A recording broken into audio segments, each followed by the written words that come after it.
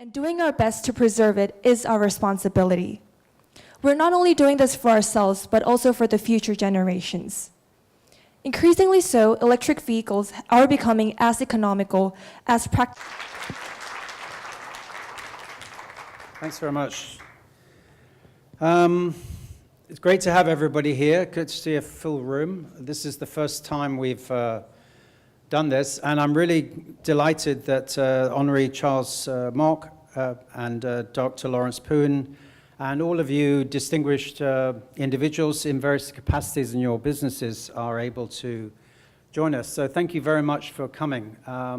This event has been put on by myself and Mark Chapman from ChargedHongKong, Lockie Law, and Isabel from Tesla. We sort of sat down one day and said, wouldn't it be great to sort of get everybody together and share our experiences? And I thought that because we are a hotel with a purpose, Hotel Icon is not like any other hotel. We are, very strongly affiliated with PolyU. Hong Kong PolyU invested the money to put this hotel together. It's a fully integrated building. Half of it is a hotel school, half of it is a hotel, which I manage. I also am responsible for all the internships. We have about 200 interns a year from the hotel school. And so we also have a responsibility with the community and industry to share best practices, to organize workshops and forums. A large part of our business is not competing with other hotels. They are partners. So we produce leaders and management for them. The other thing is we work very closely with guests. So we have 3 prototype rooms here where we test out new ideas. And we experiment with new systems, new technology. And so the guests also give us a lot of feedback. And we use that as a terrific exchange program. We're also looking at the moment for 2 years down the line to do some sort of renovation. So we use a lot of R&D. And of course, we have the students. And one of our big responsibilities here is to work very closely with students and interns and to share research and development projects. So this hotel is very unique. It has a special purpose. It's really a learning environment. That's what I think of it. My background was Shangri-La for 18 years, so this is a very different animal. I don't report to an owner, in a sense, and the motive here is not about making tons of money. It's about improving and innovating. And in one of the sort of ways in which we try to solidify this commitment is in organizing forums. And this particular electric vehicle arena is very important to me personally. I just feel it's a morally kind of right thing to do.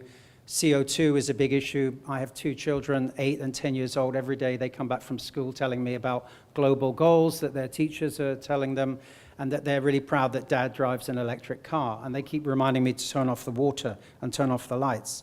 So I think, when we set out on this journey with Hotel Icon, I felt that whatever we did in terms of building the architecture of the hotel and in terms of efficiencies, that sustainability and should be really a very big part of it.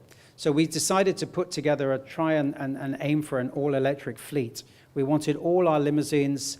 We didn't want to have to outsource them to a company. We wanted to own them, and we wanted to run our own fleet. We wanted to have our own shuttle buses, and I will share with you the journey that we went through, which is very interesting. It was really an uphill battle, but eventually we managed to get and prototype and have, with Daichong, 2 buses made for us in China, and I will share with you that journey. So I will also share with the fact that this is not a marketing ploy. These are actually there are tangible benefits financially and in terms of marketing and in terms of guest loyalty and feedback. There are many customers out there now who have a very strong social conscience, and they will use hotels where they believe in the fact that that hotel is doing responsible savings in terms of energy. We've done quite a lot of other things. We have the first largest indoor vertical garden, which is watered with the waste product from a machine called an Orca, which is an organic refuse conversion alternative. We basically throw all the leftover food into this machine, and it converts it into water, and the water is then pumped and irrigates the garden. It reduces tremendously the amount of garbage we have to have taken away every day, and there's some significant savings. And also, we were the first hotel outside of the United States to launch the Impossible Burger. And the Impossible Burger, if you haven't heard of it, is made entirely from plants. For meat lovers, it tastes exactly like meat, and you will try it at lunchtime, and I encourage you to taste one.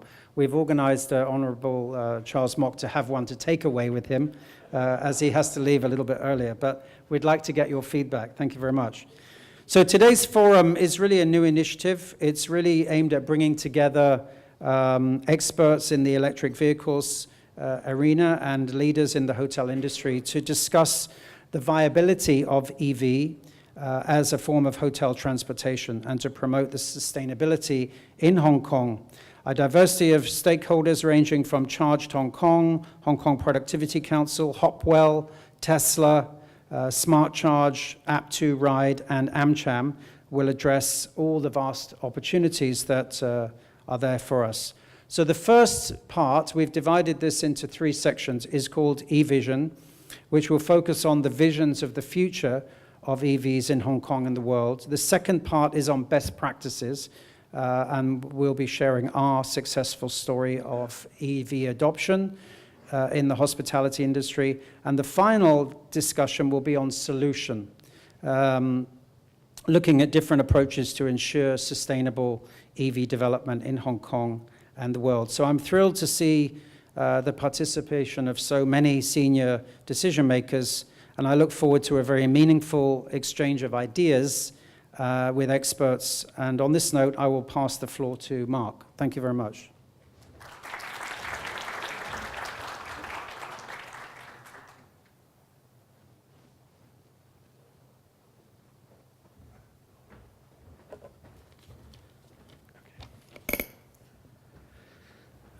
Okay, firstly, welcome. I'd like to keep this short so we have as much time as possible with the panelists. First, I'd like to thank Richard Hatter, his team, and Hotel Icon for hosting this event. It's a big investment of time and effort, and really, really thank you. And I'd also like to thank the panelists and you, the audience, for coming today. To kick this off, I'd really like to start to talk about why we have electric vehicles and what we're trying to achieve today with this conference.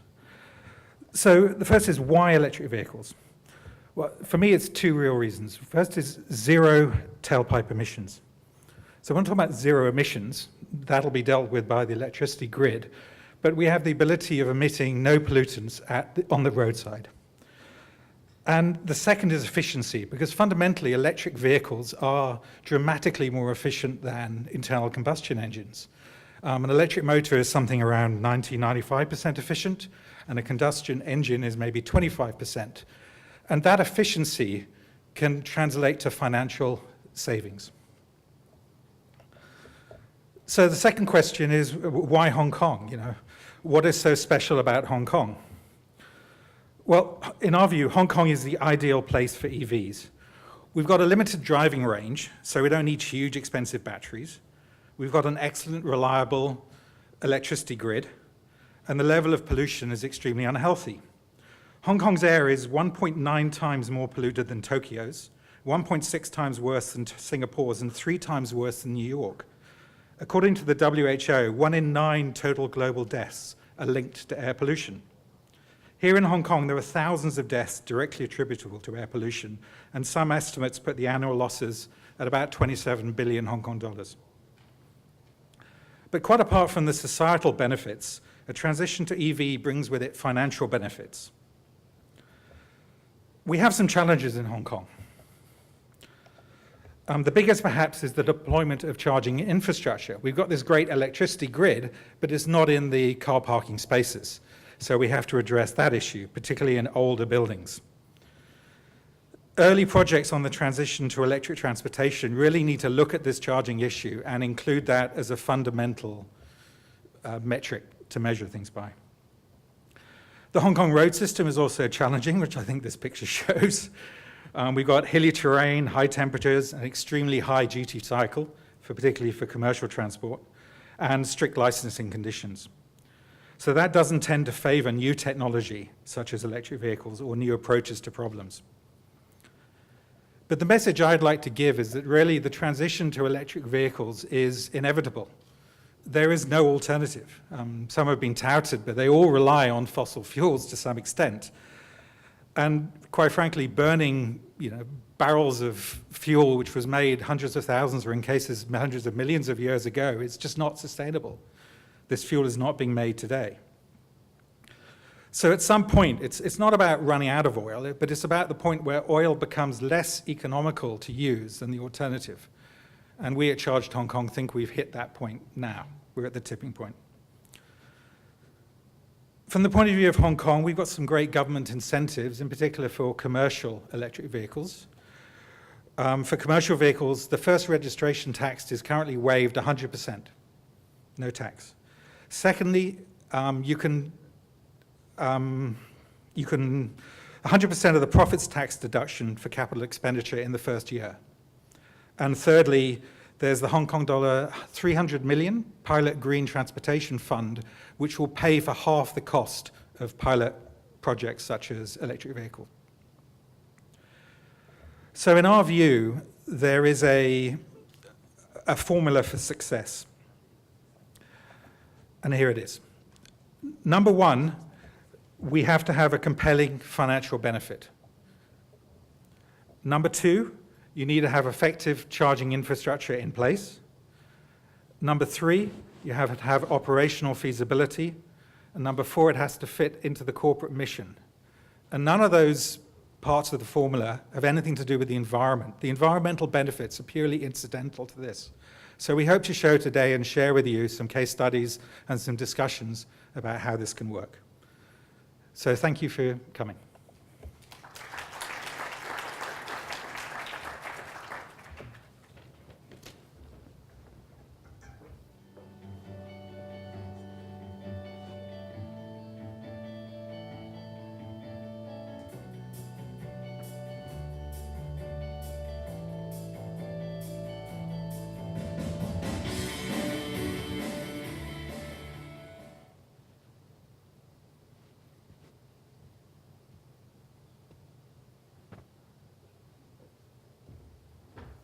Thank you very much, Mr. Mark Webb Johnson, Mr. Richard Hatter, for the insightful opening remarks.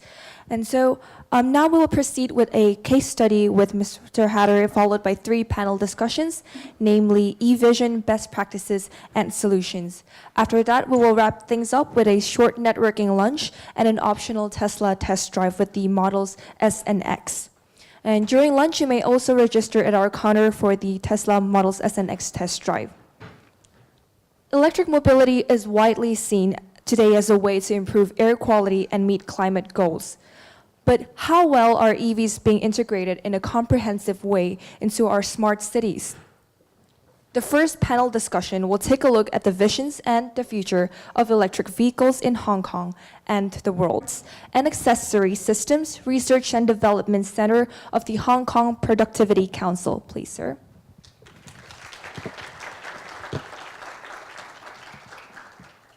Ms. Tara Joseph, President of the American Chamber of Commerce in Hong Kong. Ms. Tara, please.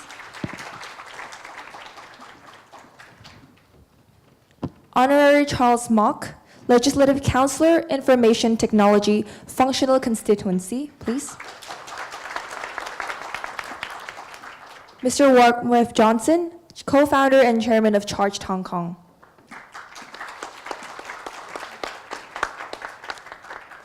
And last but not least, the moderator of the first panel, Mr. Lockie Law, Lecturer of the Department of General Education, Adventist College, Hong Kong. Thank you.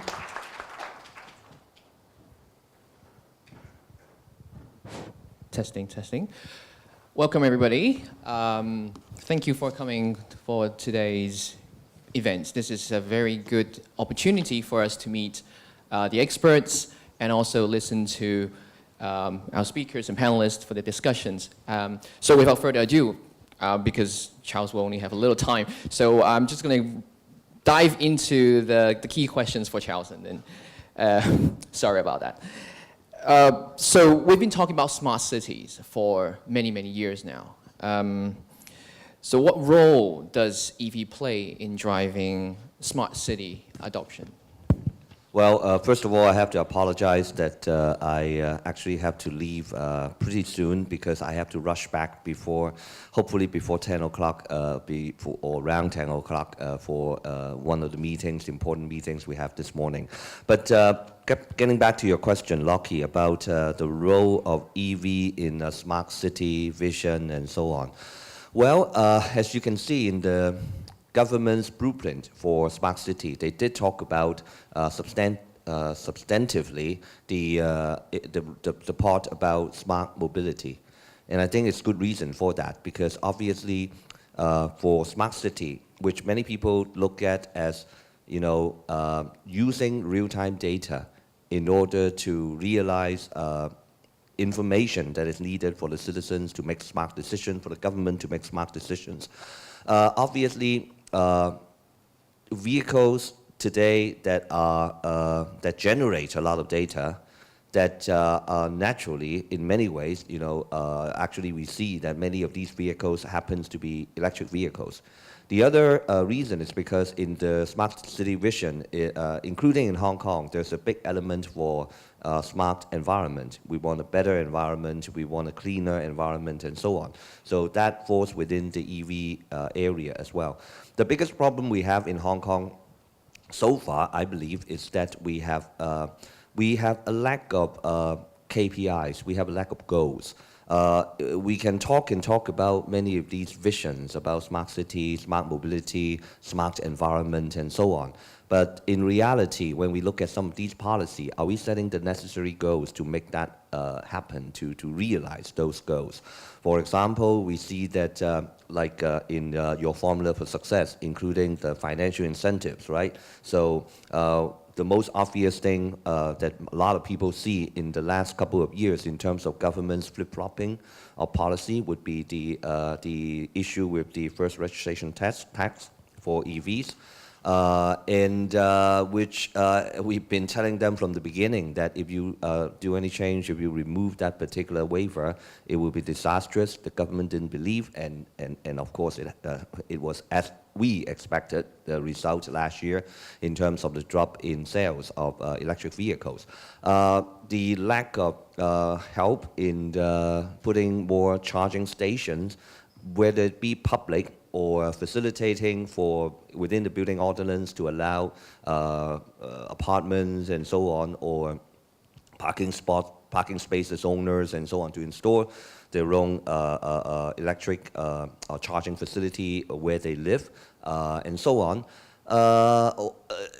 All these, then most importantly, as we see many other countries or governments around the world setting goals for the elimination of selling gasoline vehicles, there's no such effort in Hong Kong. When we were talking to the government, when we asked them specifically, do you have such a goal? All these countries around the world, including even in China, they are considering, very specifically talking about considering a finality date for the selling of gasoline vehicles. And the government basically said, you know what they actually said? They actually said that the reason that they are not setting a goal for Hong Kong is because Hong Kong doesn't manufacture cars. I don't know what connection or what's the reasoning. They found that particular excuse and said Hong Kong doesn't make cars. Well, if we were lucky, we would have been making cars, right? Like Lawrence and PolyU particularly, when we were speaking in PolyU. If we were lucky, Hong Kong probably would be making cars. But anyway, they used that excuse and said that.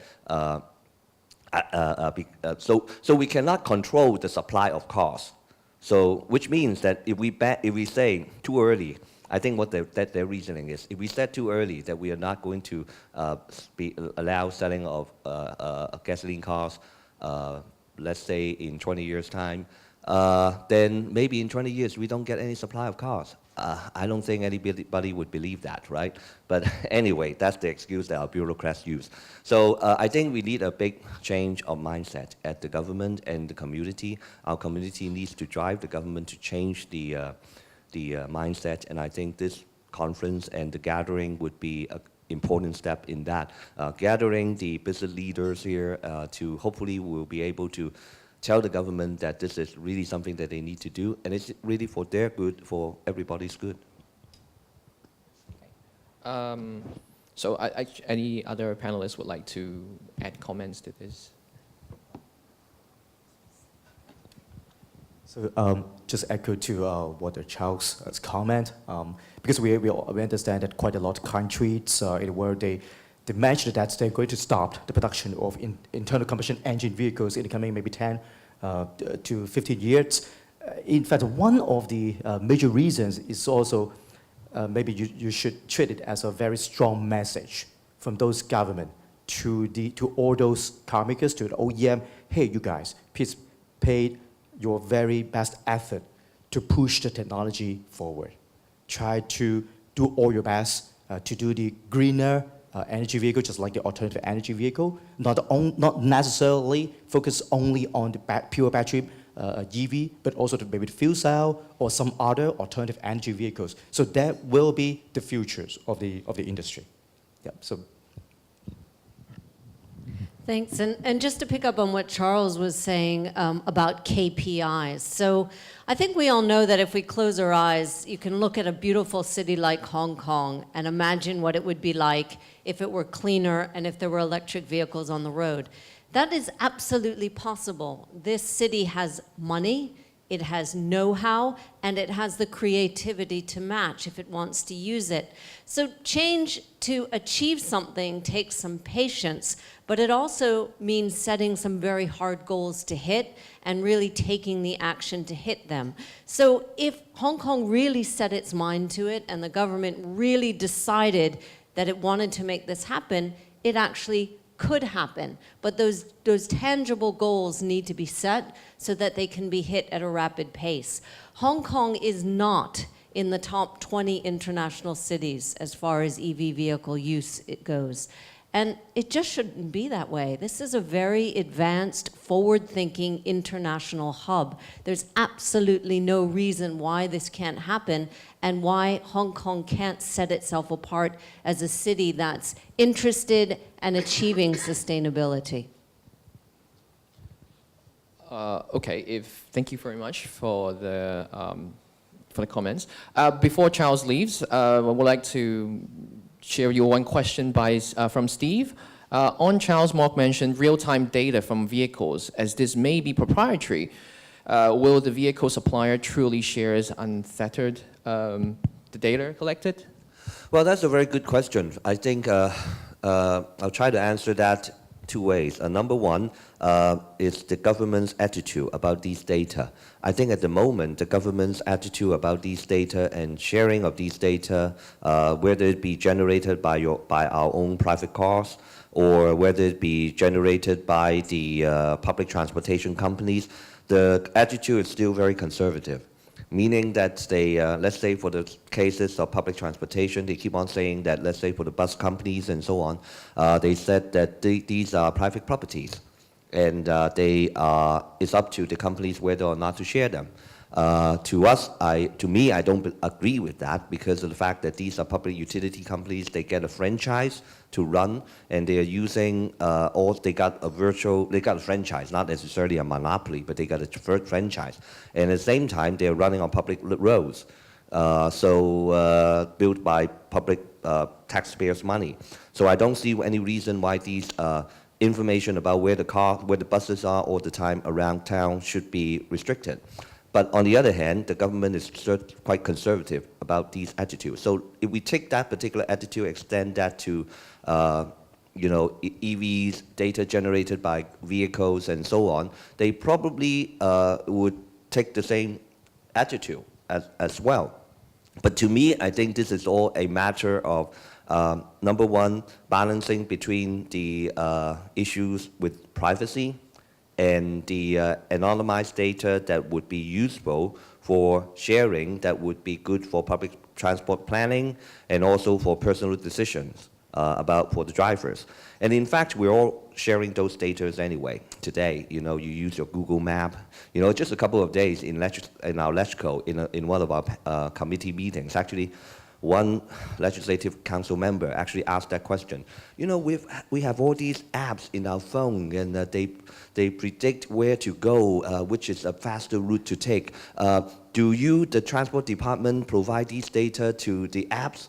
And the transport department person said, no, we don't. A lot of people don't even know that their phones are actually, automatically giving all these data about where you are to the, let's say, Google or Apple and so on, and they generate these directions for everybody. So in a way, I think we should be able to find a way to balance between the technology use and the privacy concern. And then secondly, about trying to also, the government probably, if they take an enlightened approach, I think they could easily try to negotiate with the vehicle suppliers, as well as I mentioned, also the public transportation companies that holds a lot of these data, and give and take, and negotiate to try to get the kind of aggregate data, anonymized data that would be useful for transport planning, for personal decisions, and so on. If they would be able to take that more enlightened approach, I hope, in future. Yeah, I would just say on the subject of smart cities and smart mobility, I mean, to achieve those goals, you need a smart vehicle. And essentially, EVs are the smartest vehicles on the market today. I mean, in the third session, we're going to be talking with Sunny, who represents App to Ride, and we'll be talking about telemetry from electric vehicles and how that can go way beyond what is available on the typical internal combustion engine vehicle. There are privacy concerns, and they are justified. But there is also a public right to know. I thoroughly agree with you. I mean, if I take a franchise to provide a service, as part of that service, I should provide the data necessary for people to use it. Okay. Thank you very much, Mark, and thank you, Charles. So just go a little bit deeper into the local, from the local aspect. What's the risk to Hong Kong if it does not adopt an aggressive EV strategy, given all these benefits and importance of big data, how good that can be? So what if we don't do it?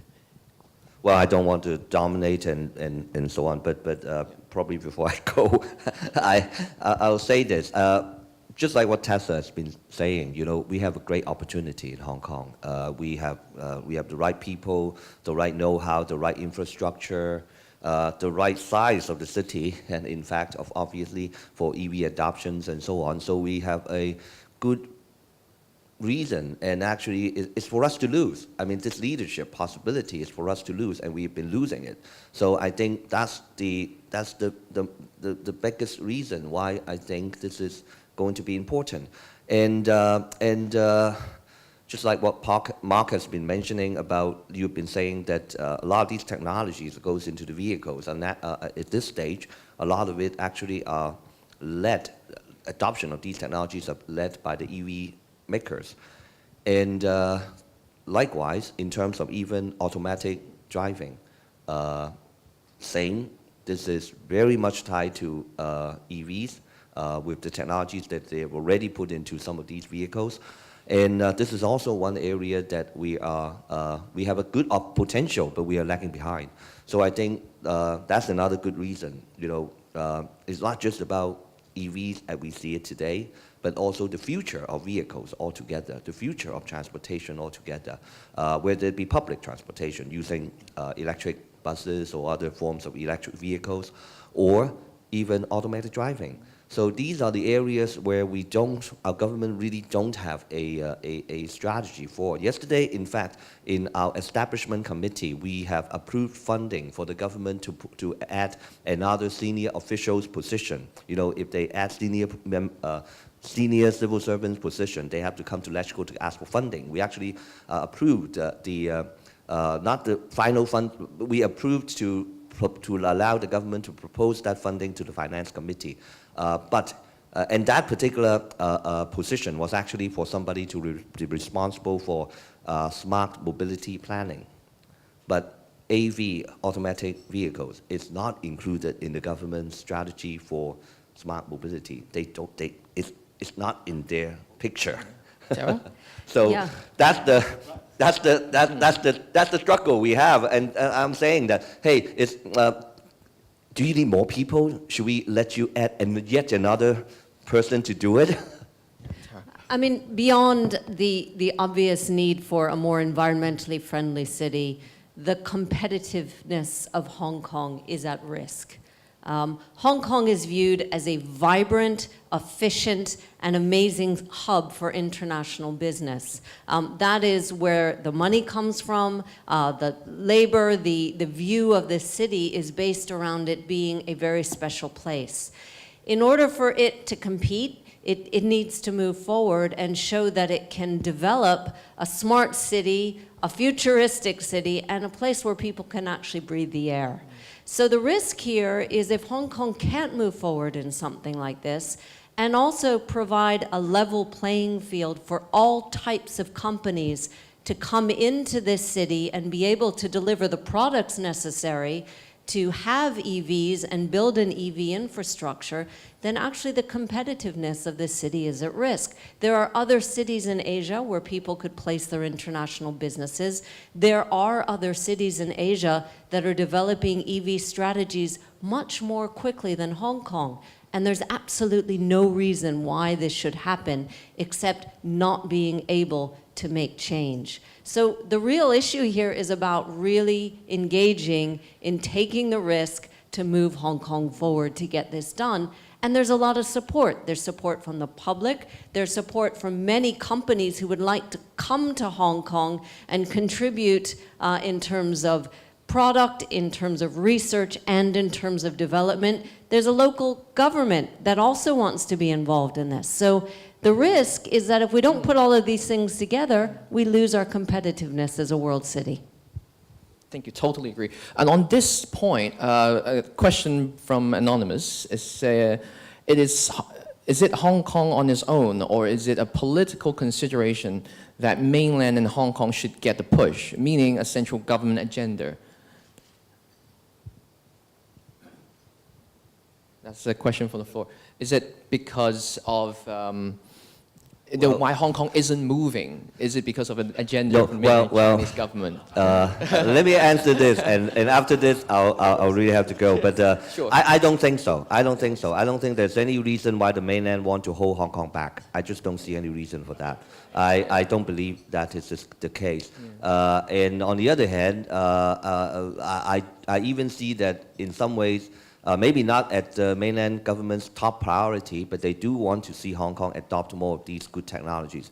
You know, some of these EVs and some of these automated driving technologies are actually coming from China. You know, they might even want to see using Hong Kong as a testing ground for the Chinese technologies.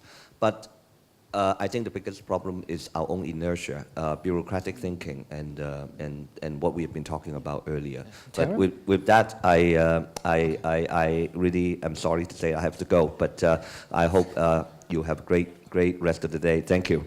Thank you very much, Charles. Thank you. Thank you so much.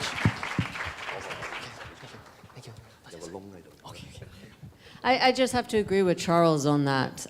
This is Hong Kong's game to win or lose. And while one may want to paint it in different contexts and different concerns, this is really about Hong Kong itself stepping up to make those changes. Then is it because of, could it be partly because of technology that is limiting? Lawrence, what do you think? Is it limiting our movements? Is it because of charging technology, battery technology? I don't think so. I don't think so, to be very honest. And maybe one of the major reasons is simply because in Hong Kong we do not have car makers in Hong Kong. So it seems that the Hong Kong people or the citizens in Hong Kong, we can't see the very, very new stuff or new technology generated from the companies because we do not have this kind of companies in Hong Kong. But we are the super user. Okay, the super user, you know, we have currently today we have more than 11,000 pure electric vehicles in Hong Kong. Within just a very small space in terms of population, is a very, very high adoption, EV adoption. One more point, in fact, I want to emphasize here, it's because today we would like to focus on, how to achieve the so-called smart city, okay, through the so-called adoption of smart mobility or EV. Now, one very important point is when everybody talk about driverless technology or autonomous technology, in fact, EV is being considered as the, one of the best platform for achieving autonomous driving technology. It's simply because in order to achieve it, we have to have the very good pure electric drivetrain platform, and also with a lot of, say, drive-by-wire technology.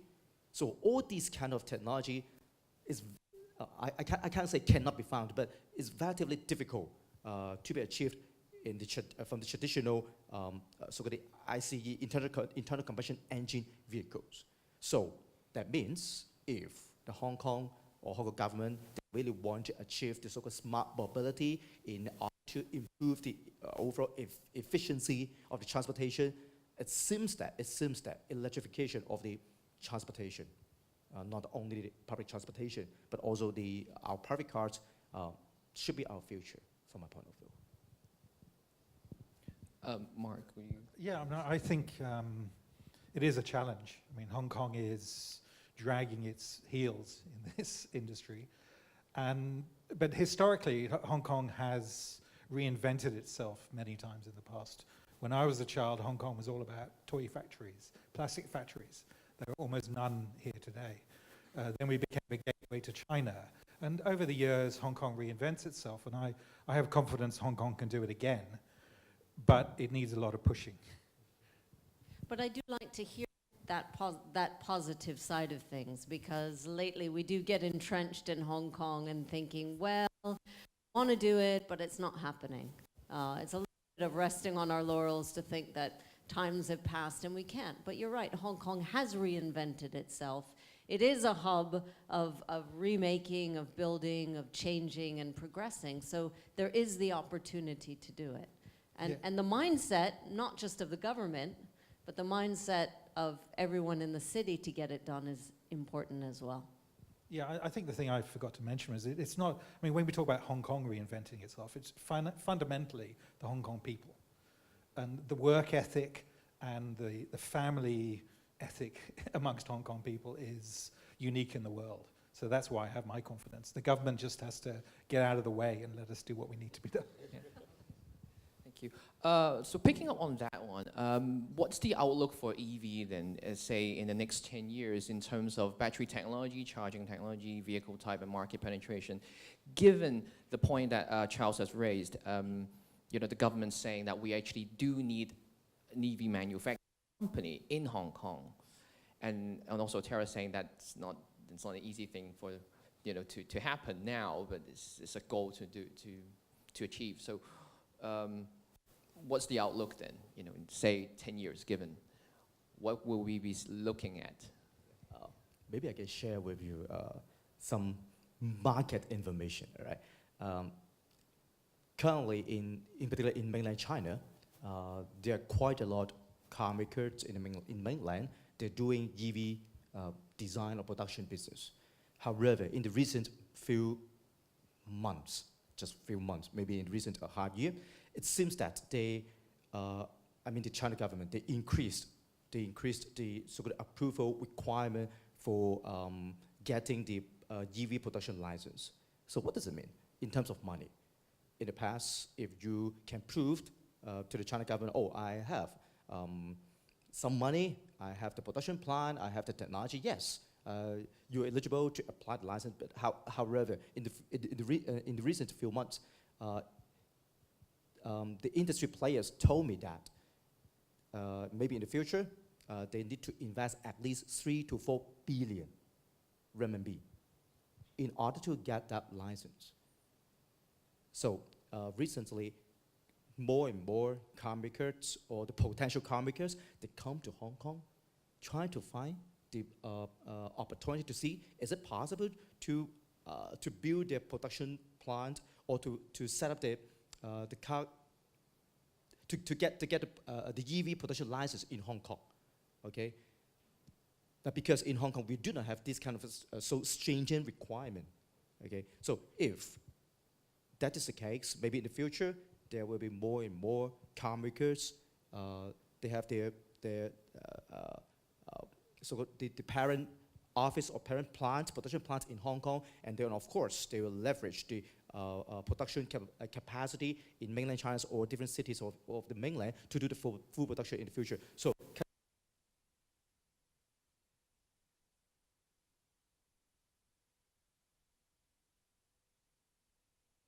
have chance to see more and more car makers. They will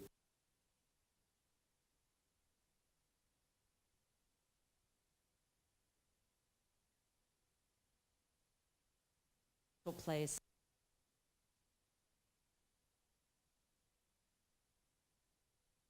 process where you can have companies from East and West, China and the West, all coming in to compete for production, for sales, etc.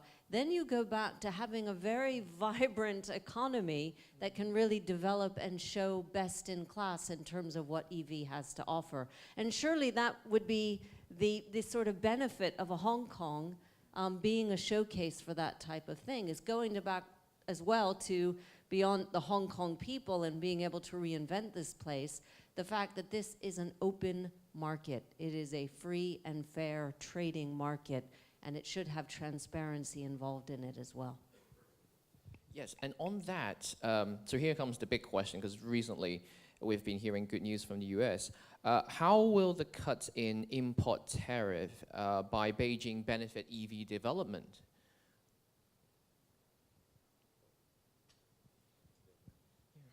So because we have seen that the import tariff has been lowered to from 25% to 15% now, and logically speaking, numerically speaking, that would be attractive.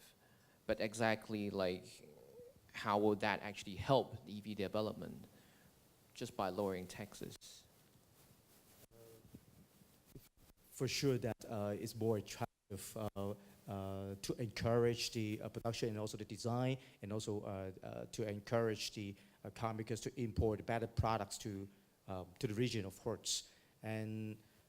But of course, the bread and butter. So the bread and butter problem is the charging infrastructure, of course.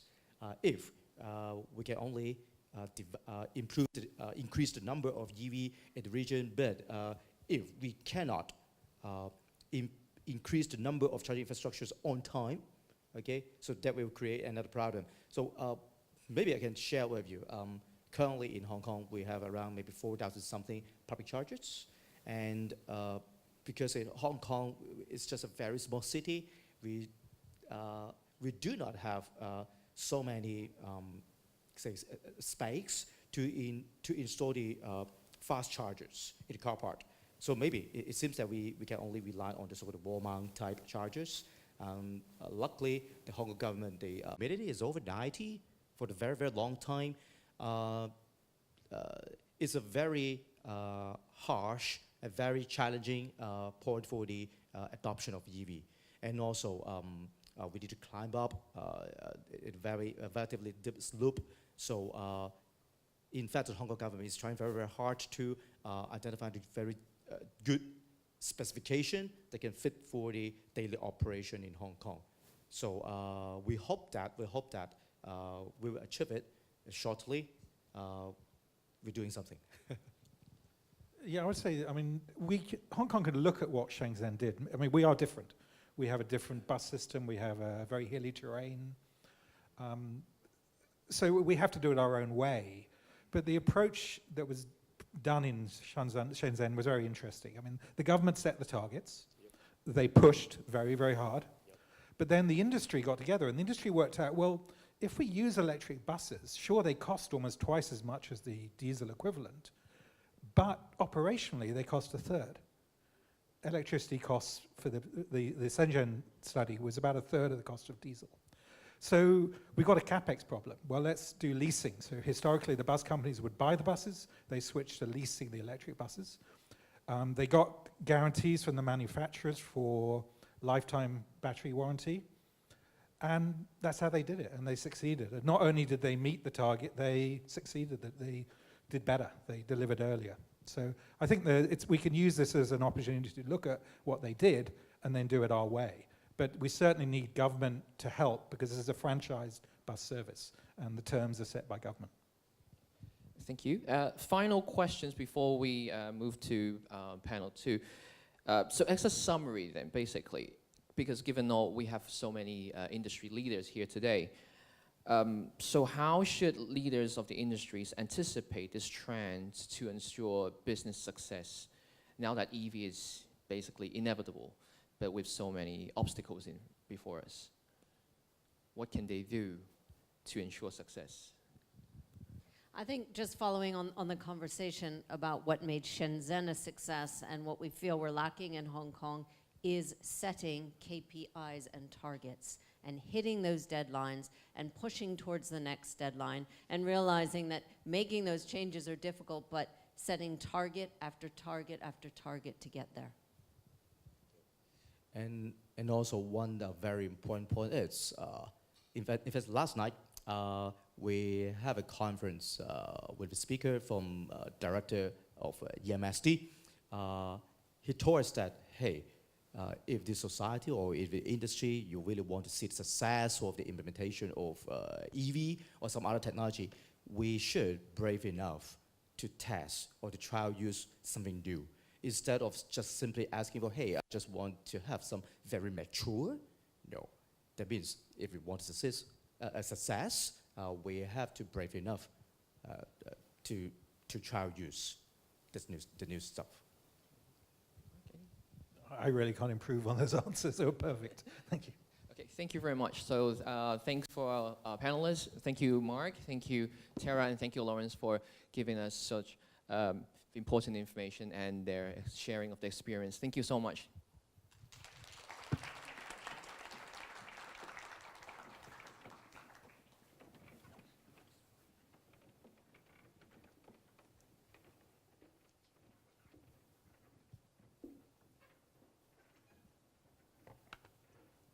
Thank you very much, Ms. Tara Joseph, Dr. Lawrence Poon, Mr. Lockie, and Mr. Mark for this very insightful conversation, and also for the honorary Charles Mock, who unfortunately have left us already.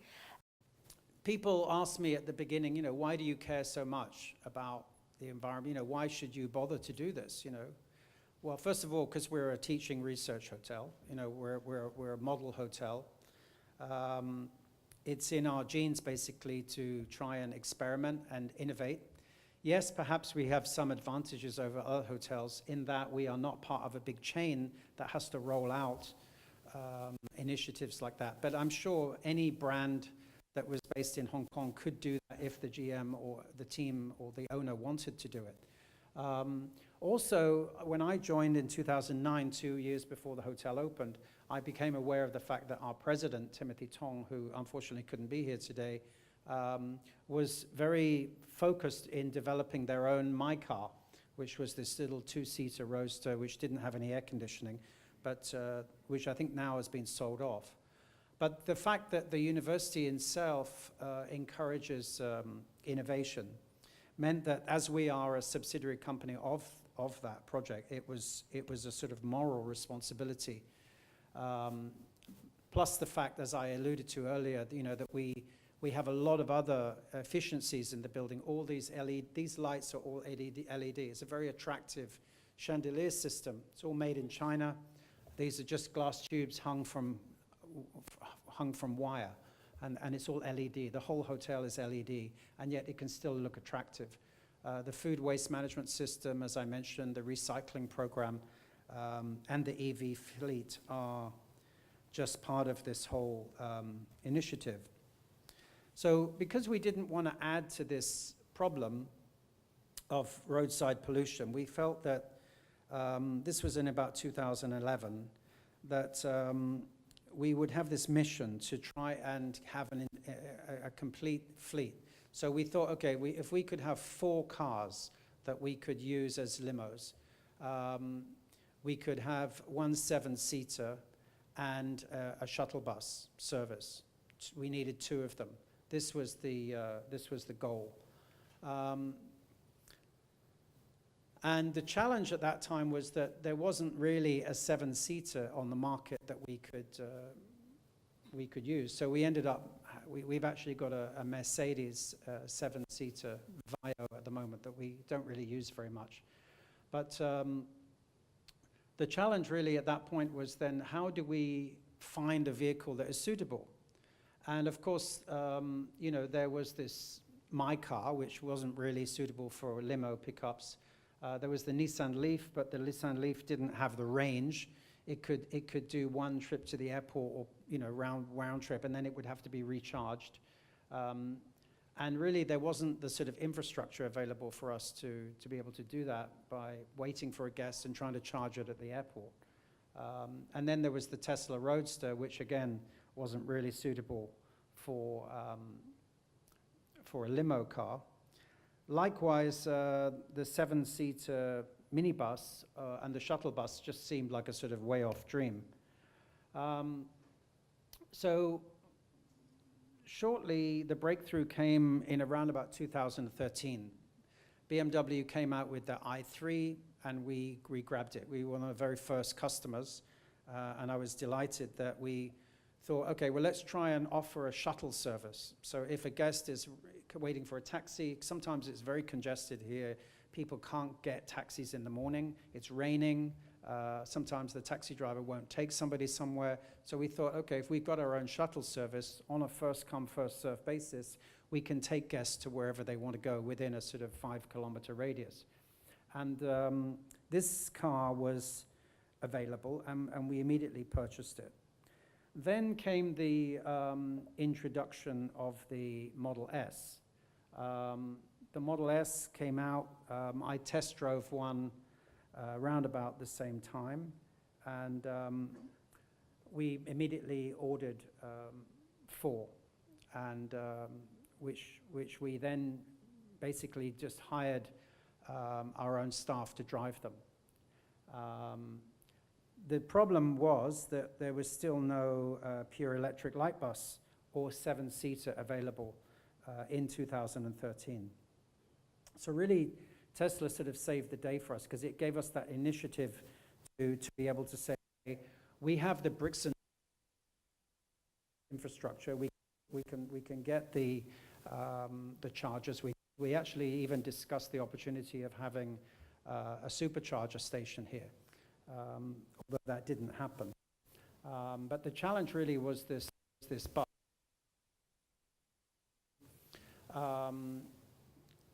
We had this fleet of cars. So we thought, how can we build that into our marketing initiative? How can we, I was quite inspired by what Virgin was doing with upper class and how they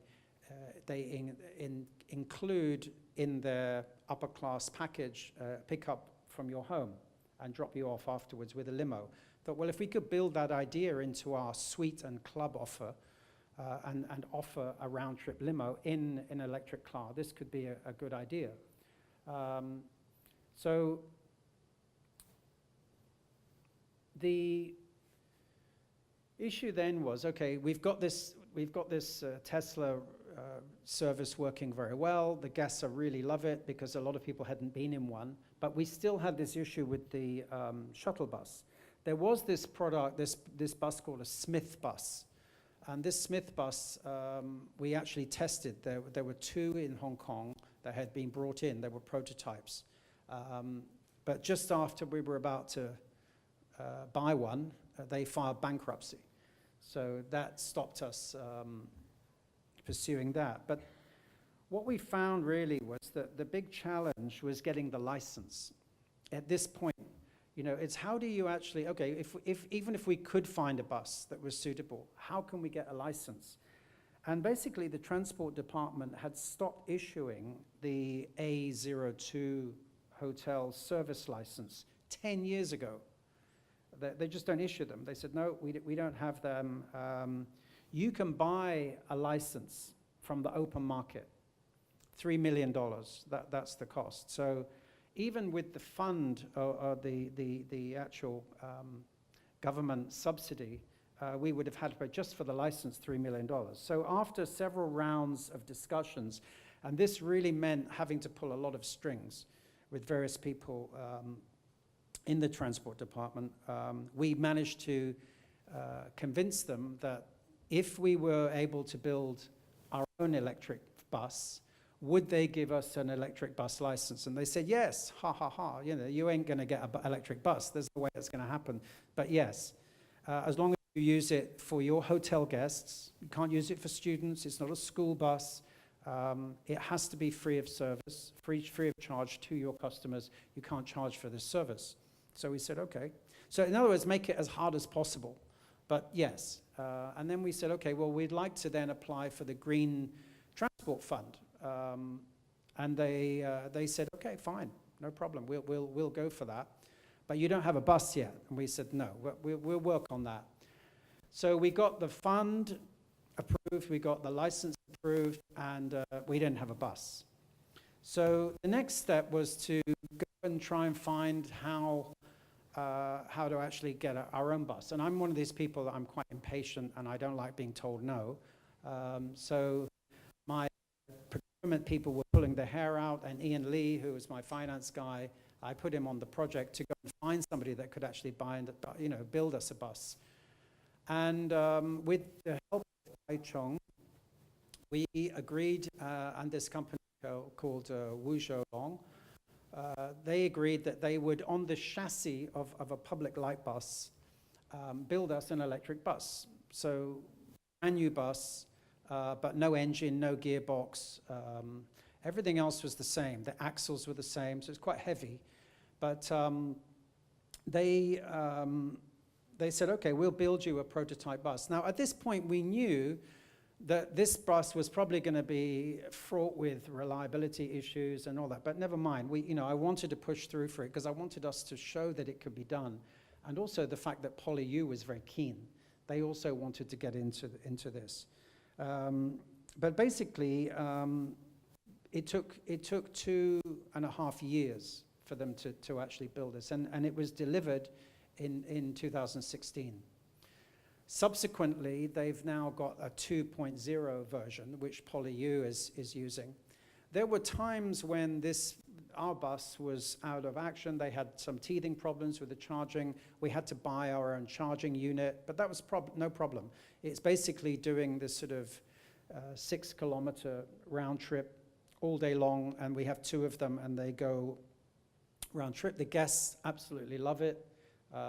It's got really great air conditioning, and we actually don't have many reliability issues. So they've now delivered 2 new ones to PolyU.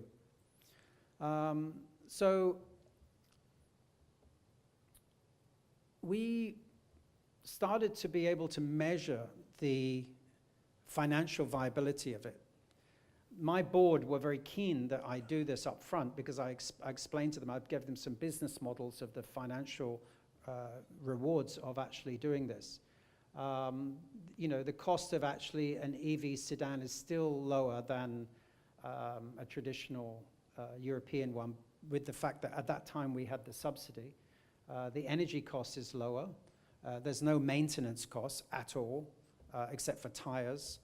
And the guests absolutely love it. Most of our customers, our demographic of our guests, if you look around the hotel, they're basically people from North America and Europe, a few regional. They're mainly people in the creative industry. They're people who are socially connected. They're people with a social conscience, as I said earlier. And they will support a brand that has some corporate social responsibility, and the fact that we are a hotel with a purpose. The guests absolutely love it. You only need to look on TripAdvisor and you will see again and again and again people talking about this, saying that this is fantastic in a city like Hong Kong.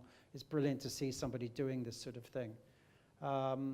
So the financial returns We used to rent 2 diesel shuttle buses before 2016 as hotel shuttle buses.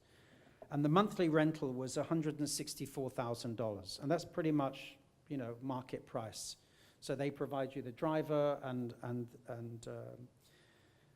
now we have our own pure electric buses, and the monthly cost, including labor, electricity, depreciation, and everything else, tires and that, is $115,000. So the difference is about $48,000 a month, or $565,000 a year. So it pays off the cost of the bus in 2.9 years. We're looking at the length of the battery and the bus lasting, depreciating in probably 7 to 8 years, maybe getting another battery. But the bus will be fine itself, the actual hardware. So for the running of our own EV fleet versus hiring a conventional European luxury sedan like a BMW 7 Series or a Mercedes-Benz, the profit is about the same. But we have about 100% control over the service delivery. We have our own drivers, plus there's this perception of being a responsible company. The other interesting thing is that we do tremendous amount of marketing with this Tesla limo. We include it, as I said earlier, in the suite package. So if you buy a club floor room and you stay for 2 nights, you get picked up at the airport, free of charge. We also found that, okay, if we're sending the car to the airport to pick somebody up, the car's going empty. So we started our own carpooling service, and we put a sign at the main entrance saying, if you're going to the airport at around about 9 o'clock, let us know because you can jump in our car. We've got a car going to the airport, and you can pay half price. And people will come and they'll put so it's about sharing and not saying, okay, we want to make as much money as we can from this, but the guests absolutely love this idea. So it's like a carpool sharing. And also, we also sell it as a kind of not competitor to Uber, but to say, look, if you get in an Uber, 9 times out of 10, they get lost. They're not really sure where you're going. We've got our own driver. You can have our Tesla for the day. The driver will be with you, can take you to some interesting places. We actually get to a point now where we need more cars. And we're also looking at the Model X as a possible sharing kind of concept. So you can get 2 or 3 people arriving on the same flight, because most of the flights from Europe all arrive at the same time. Most of the flights going back to US. We've had TV companies interested. We've got publicity internationally. And people are saying, well, gosh, if a small independent teaching hotel can do this, anybody can do it, basically. Also, our guests are our best salespeople when it comes to this. They are the ones who go and tell other people about it. These are some of the comments we've had. Environmentally friendly, luxurious, Tesla. They put this in as a sort of sign of generosity, along with things like the free minibar and the free handy phone and the coffee machine. So they see this as a sort of an amenity now. And they will choose our hotel over others. I worked with Shangri-La for a long time, but we have many of their customers coming over here now because we have these features. And we don't give them away for free. We build it into the price. If you don't want the service, we can take that out of the price too. But because our customers are socially conscious people, they put a lot of value on this. And these are actual comments from the customers. So hopefully our story can sort of inspire other hotels and can maybe evoke a few thoughts and questions for the next panel discussion. But I'll be very happy to share with you and I just want to also thank Tesla because they've been really, really helpful in helping us get the charging stations. You know, we've got 9 charging stations now, and because we're giving it for free, yes, we absorb the electricity costs, but our guests absolutely love it, and they won't go anywhere else. So thank you very much indeed. Thanks.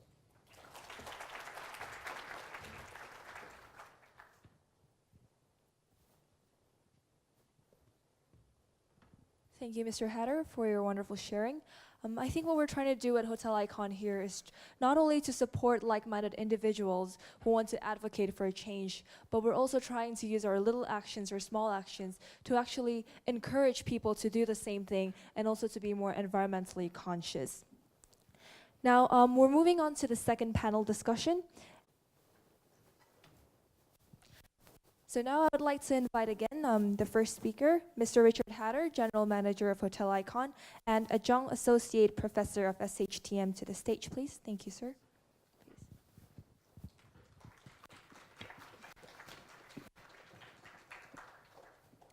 And Mr. Bruce Leung, Director of Hopewell Asset Management Limited. Please, Mr. Bruce. Thank you. Mr. Ian Lee, Director of Finance and Administration.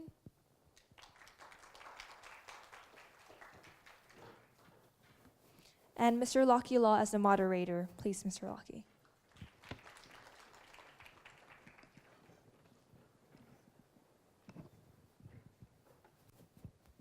Thank you. Good morning, Bruce. Good morning, Mr. Richard Hatter. Morning, Ian. Morning again to everybody. Thank you, Richard, for such an awesome presentation. But I know that Bruce also has his stories to share with us today.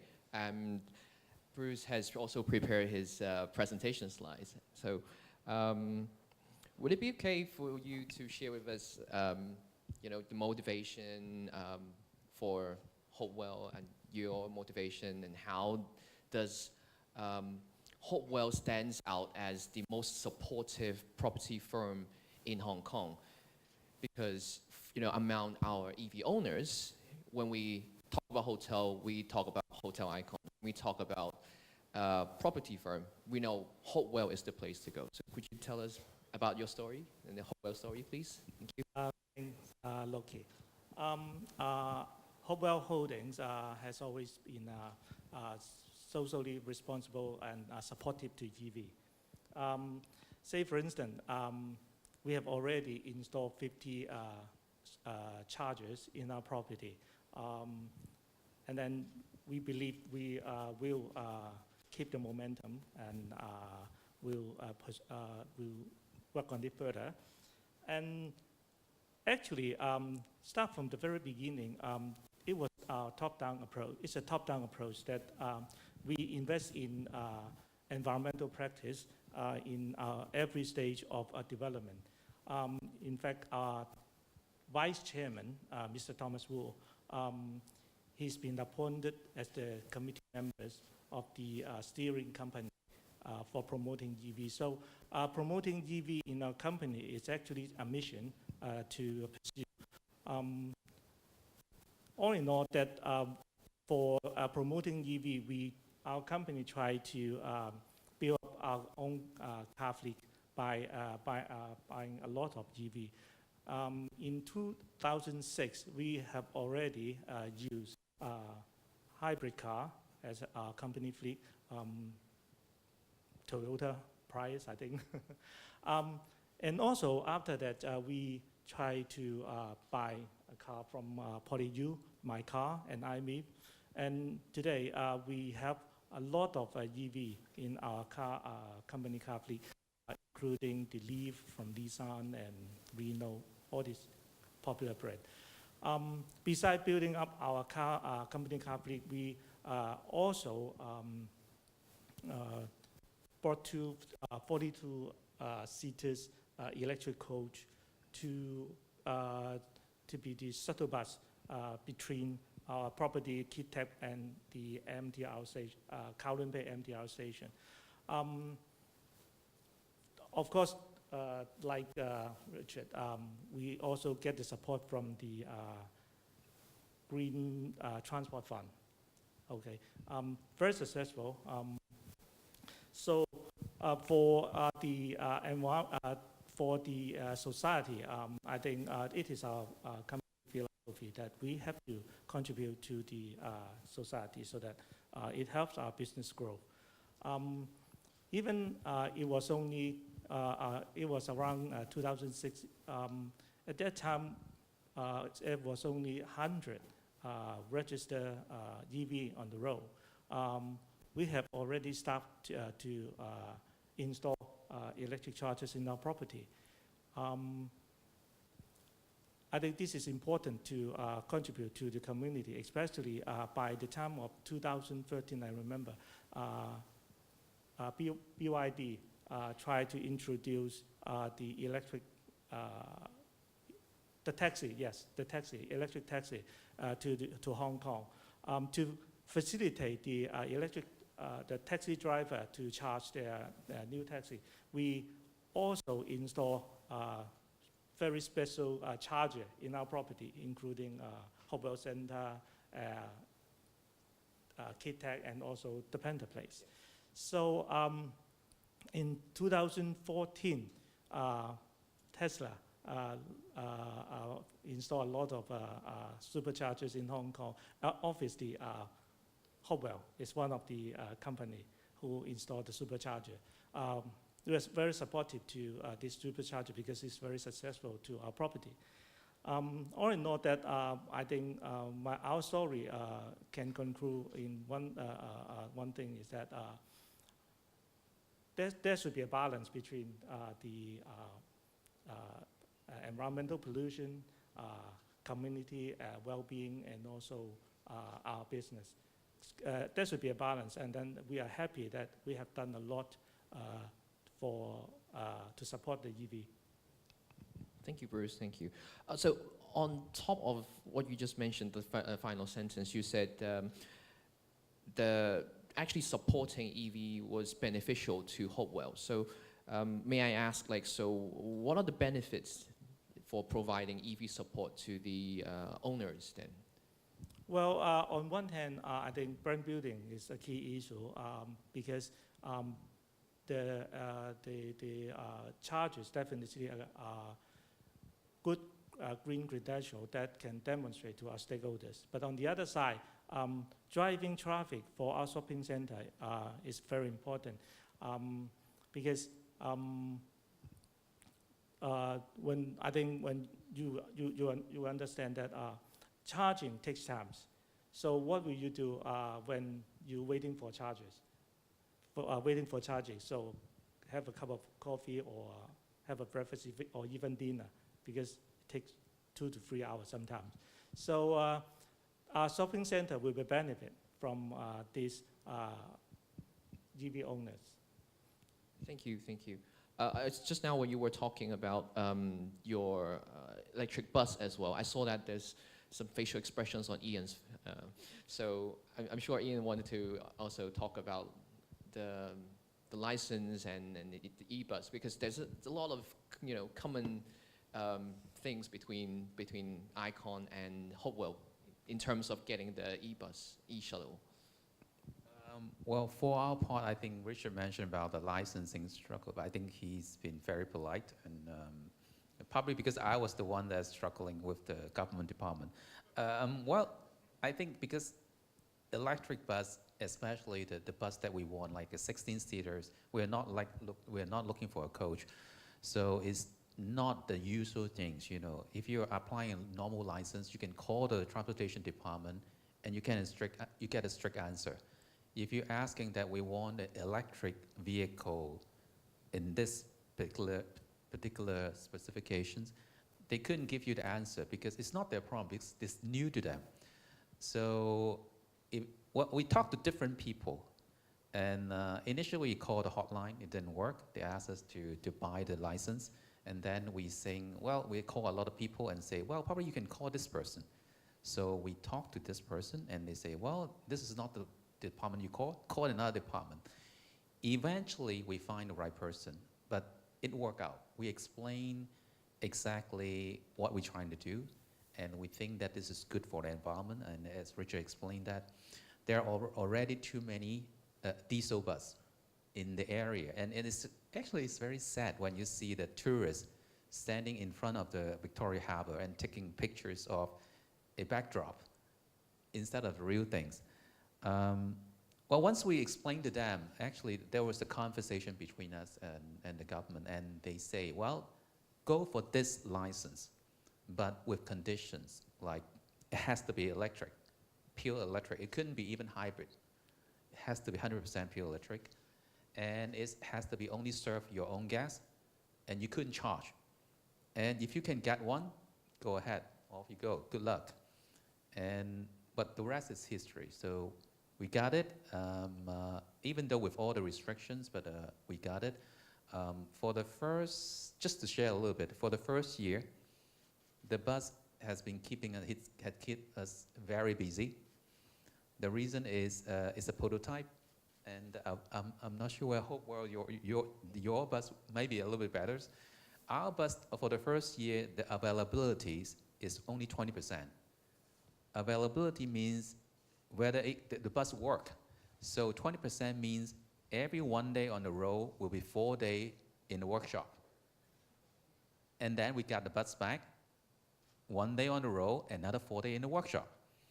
Because there's a lot of issue when you put together a prototype. Well, they explain all kind of technical things to me about the battery management system, the motors, and whatever. I couldn't figure it out. But eventually we work it out. And after almost 1 or 2 years of all the testing, back and forth feedback, now the bus is, I would say, last month, I think it was almost close to 100% availability, so it's pretty reliable. It was a long story, but we kind of make it there. Thank you. That's a very interesting part. And Bruce, because Ian throwed you the difficult question. How was the reliability for your bus at that time? Was it easy to get the license? And well, for the license issue, we faced the same problem. But fortunately, we run our own shuttle bus a long time ago, so we get 4 licenses on hand, so we can, there's no question no problem for us on that issue. But in terms of the performance of the electric coaches, I think I agree with Ian that what I can say is after 1 year service, we bought 2 electric coaches. After 1 year service, we disposed both. Okay.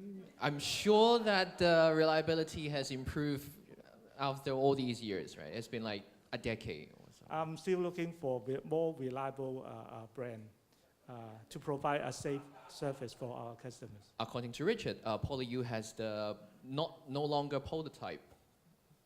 Yeah, I think what's happened is that the 2 new buses they have, which were manufactured by the same company, they've made tremendous advances. I think what's happening with EV is that the batteries are getting much better, the level of sophistication. I think I drive a 2011 Tesla Roadster, which is really, as Isabel tells me, old technology now. It's only 7 years old, but it's old technology. I mean, would you go and buy a phone which was made in 2011? Probably not. But I think the advances are happening at such a tremendous pace that within a year or 18 months from now, they're going to just keep getting better and better and better. The range is going to keep improving. So for us, I think we would probably say to Daichong, okay, can you upgrade it to the type that PolyU has? In terms of reliability, it's a lot more reliable now. I mean, it's rarely that it's ever out of service. The charging is not an issue. We have two big chargers, very easy to charge. And the air conditioning is fantastic. They can get all Wi-Fi and whatever. So I think we were kind of expecting that there would be these issues at the beginning. But now we've reached a point where it's pretty reliable. But the next time around, yeah, all we need to do is, now we've got the license and the chassis, it's just a question of upgrading the technology of how it manages the battery, and eventually maybe one day improve the battery. But for now, it's fine. Thank you, Richard. I can imagine Bruce taking out the checkbook and start writing a check to buy a new version now. Yes, we are the first company who buy electric coaches. So I think likely, I agree with Richard that likely the technology improved and then we can have a more reliable one. Thank you. I mean, the advantage hotels have is that they have a bricks and mortar facility. They all have a car park, they've got a forecourt, they've got places you can charge cars. You know, if it's not like a public person trying to buy a car rather, maybe they live in a tower block and they don't have the charging facilities. All of us, whether we are private clubs, residential developments, I mean, there are places where, in fact, I know when we opened Icon, it was mandatory that we had to have a coach parking space by the government. So that's where we put our 2 chargers. So I think that now that we've done it and you guys have done it, I think there's so many opportunities that more could be developed because we have the kind of infrastructure to be able to allow it to happen. Thank you. Excellent. On that one, on charging and more could be done, we have a very good question here from the floor. Will Icon, and of course Hopewell as well, consider using renewable energy to charge the fleet to make the fleet even cleaner? Bruce? Well, this is a very good question. If we can use the renewable energy to charge cars, definitely a good idea. But I think in the current situation, it's hard to achieve this because the efficiency of solar cells, say for instance, is very low. In fact, we have already joined the scheme from the CLP that we will install solar cell in our roof in Cape Tech. But based on the expert calculation, I don't think it's good enough to charge Tesla. We have to ask Hong Kong Productivity Council later when they come to panel 3, when they will tell us more about the solar panel efficiency. What about Icon? We are now working with PolyU to develop solar panels. In the green, you look up and you'll see a big glass roof, okay, because it's a big glass box. So we're going to put solar panels in there, but that will be used really to probably not to store it and use it for charging, but to actually light the green wall, because the green vertical garden needs lighting. So that will mean that the green vertical garden will be completely self-sustaining. But I think at some point, if we had the opportunity to use renewable energy, of course we would, but how do you store it? On storage, then next panel we have Isabel from Tesla who will be providing us with more information, and also on charging we have Ringo from Smart Charge, and so we're waiting for that panel. And we get more. Next question here: are Icon's Tesla treated as commercial vehicle? And does it come with a FRT waiver? The question is gone, but yeah. Sorry, couldn't see the question since. Is the Icon limos, Tesla limos, considered as commercial vehicles or private vehicles? Because under the scheme, there is the commercial vehicle which gets 100% FRT waiver, whereas the private one now no longer gets 100%. Well, I think we were lucky that because we are early adopters. When we purchased our Tesla, I think we still enjoyed we enjoyed 100% waiver at that time. Now is a different story. Hopefully, it will come back with 100%. Thank you. Okay, let's see the next questions. Why aren't other hotels following what Icon has been doing, putting more EVs in their carpool? How could they be incentivized? Well, I think hotel is not, well, traditionally hotel is not usually a risk takers. If you are in the software business, producing software for hotel, you can, those suppliers will tell you that no matter where they go, if they have a new software, when they approach a hotel, the first thing the hotel owner asks is, who else use it? The big brand use it. They're already widely used by other hotels. So hotels try not to take risks because it's a 7/24 operations. It has to be in tip-top all the time. But I think Icon's a little bit different because I think Richard mentioned that Icon with this background. Well, when you think about that, when you have an owner that crazy enough to build, that to build its own electric car, the My Car, without aircon, and the hotel that crazy enough to build its own prototype electric bus, and it's more in our gene that we treat this hotel more like a lab. We jump into all kind of things that we try to test, and after we test it, this is exactly what we're trying to do. We shared it with the industry and try to use our story to encourage the other to do more. And we have some success in other cases, like we install some kind of new software when we open, and at that time, like the paperless checked-in, we worked with IBM at that time. It was new, but after that, we have a lot of hotels coming in to review it, and then it's now widely used by a lot of hotels. So we're trying to do that for EV as well. So Icon is a hotel with guts. I think it's part of my responsibility as the leader of the team to encourage innovation and risk-taking.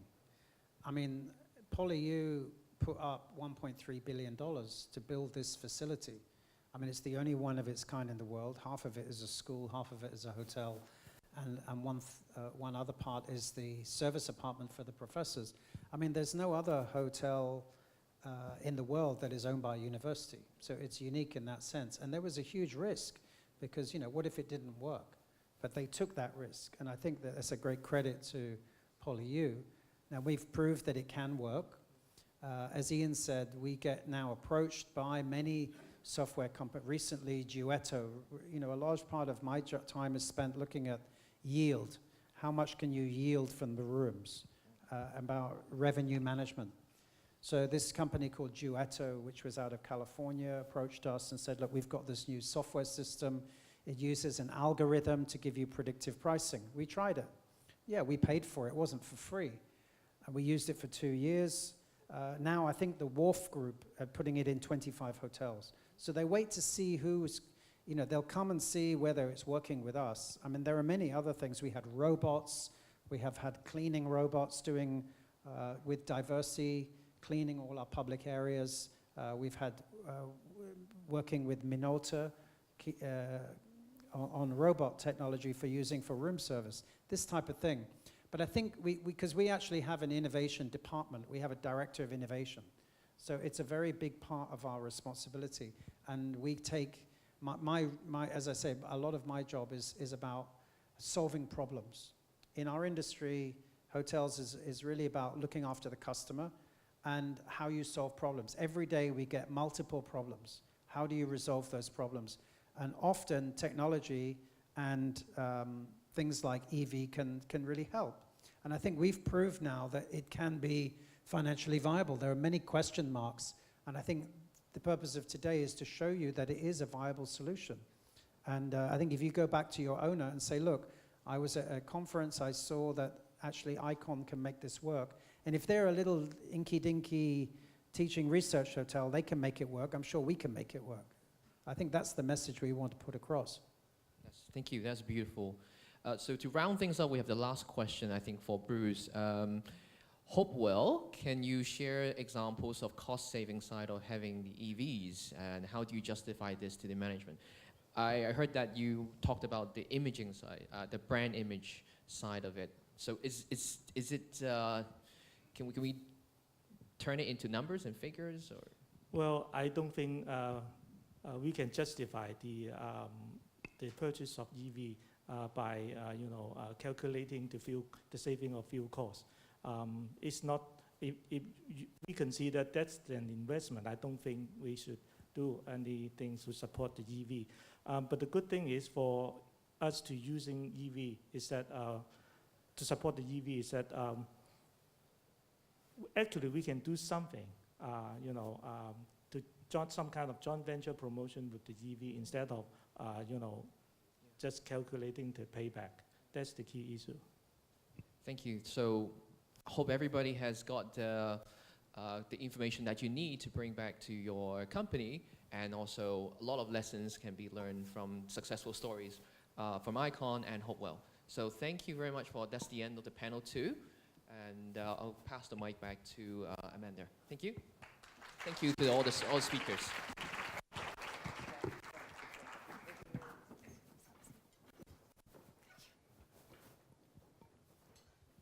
So thank you very much for the insightful panel discussion again. I think at this point we can agree that perseverance and a little bit of risk-taking is imperative to being a successful organization.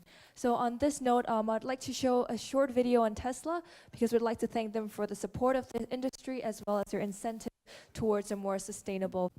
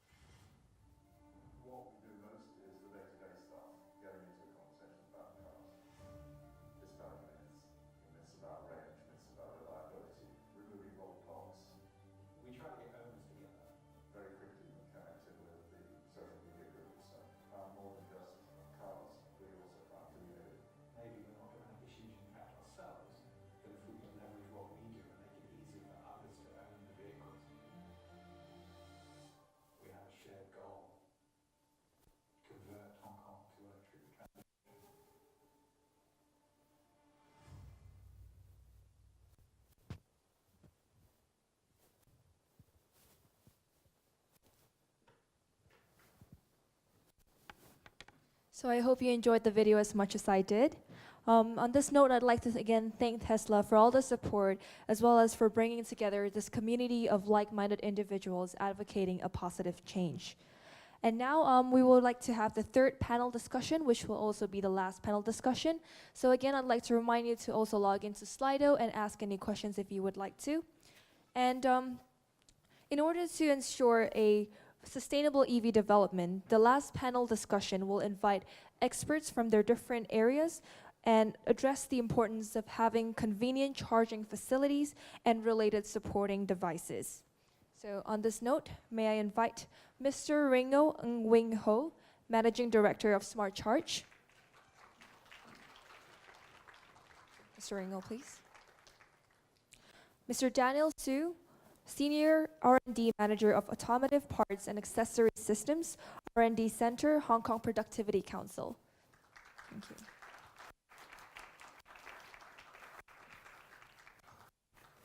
Bell Fun, Regional Director of Tesla, Hong Kong, Macau, and Taiwan.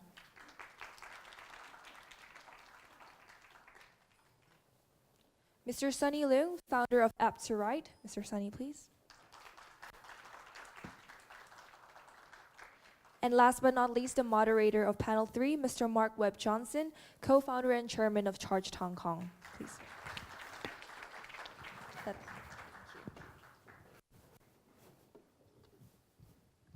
Hi, welcome everybody. Thank you for coming. I think let's just start off with, like, if you can each give like a 1-minute introduction to what you do. I think some should be obvious, but to the audience, some are not so.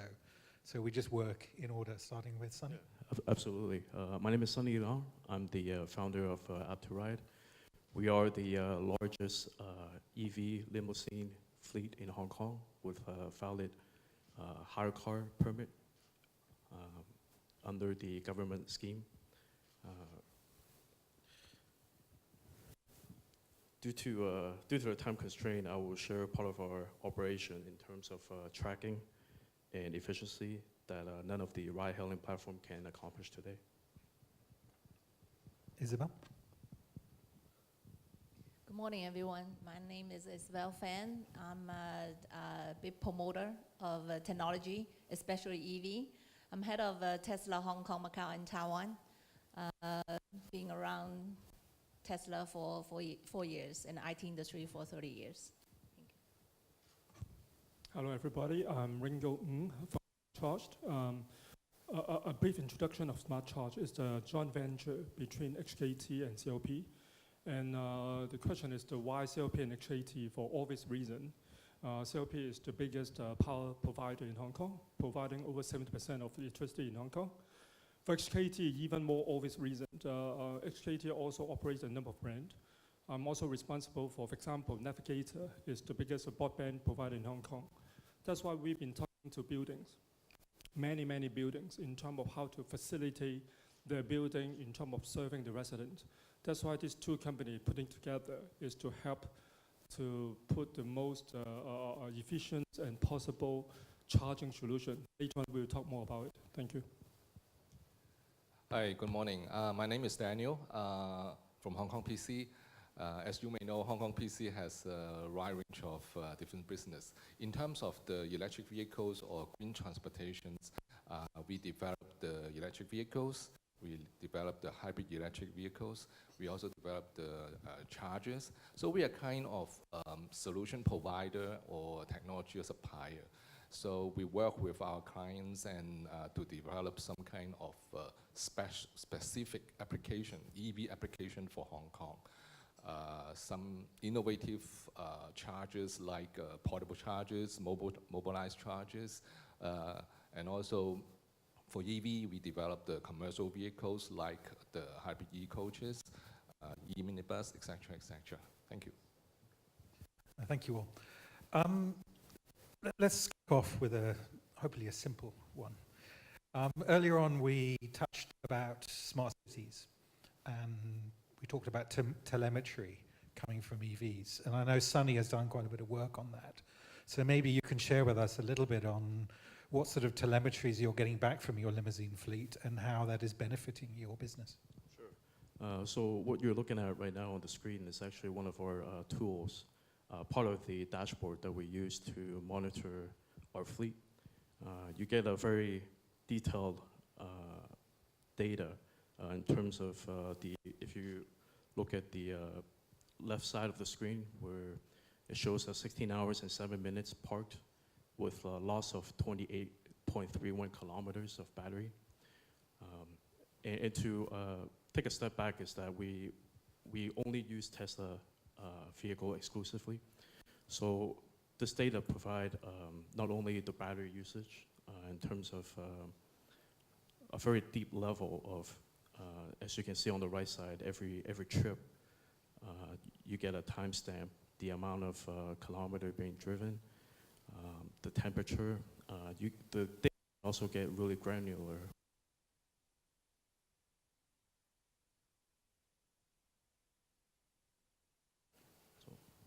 So what are you using?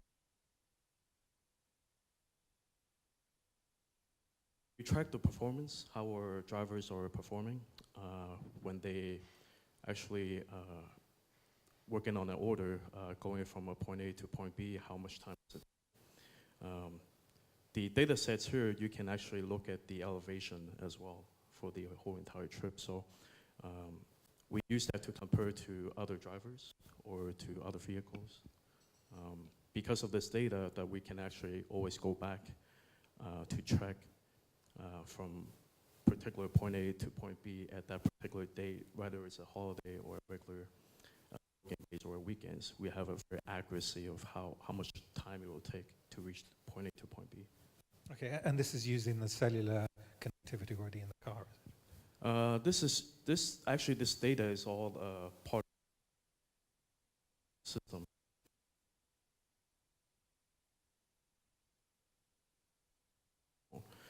Your GPS on the cell phone is actually, the signal is not as strong as the car because of the car, you're not going to drain the battery. So the sensors and the hardware are much more stronger than a cell phone. And if you were to use a cell phone GPS, if you are in a high congested or surrounded by buildings or even under a tunnel, you get raw data, not the accuracy. But this one is very accurate to a point, yeah, within 15 feet, yeah.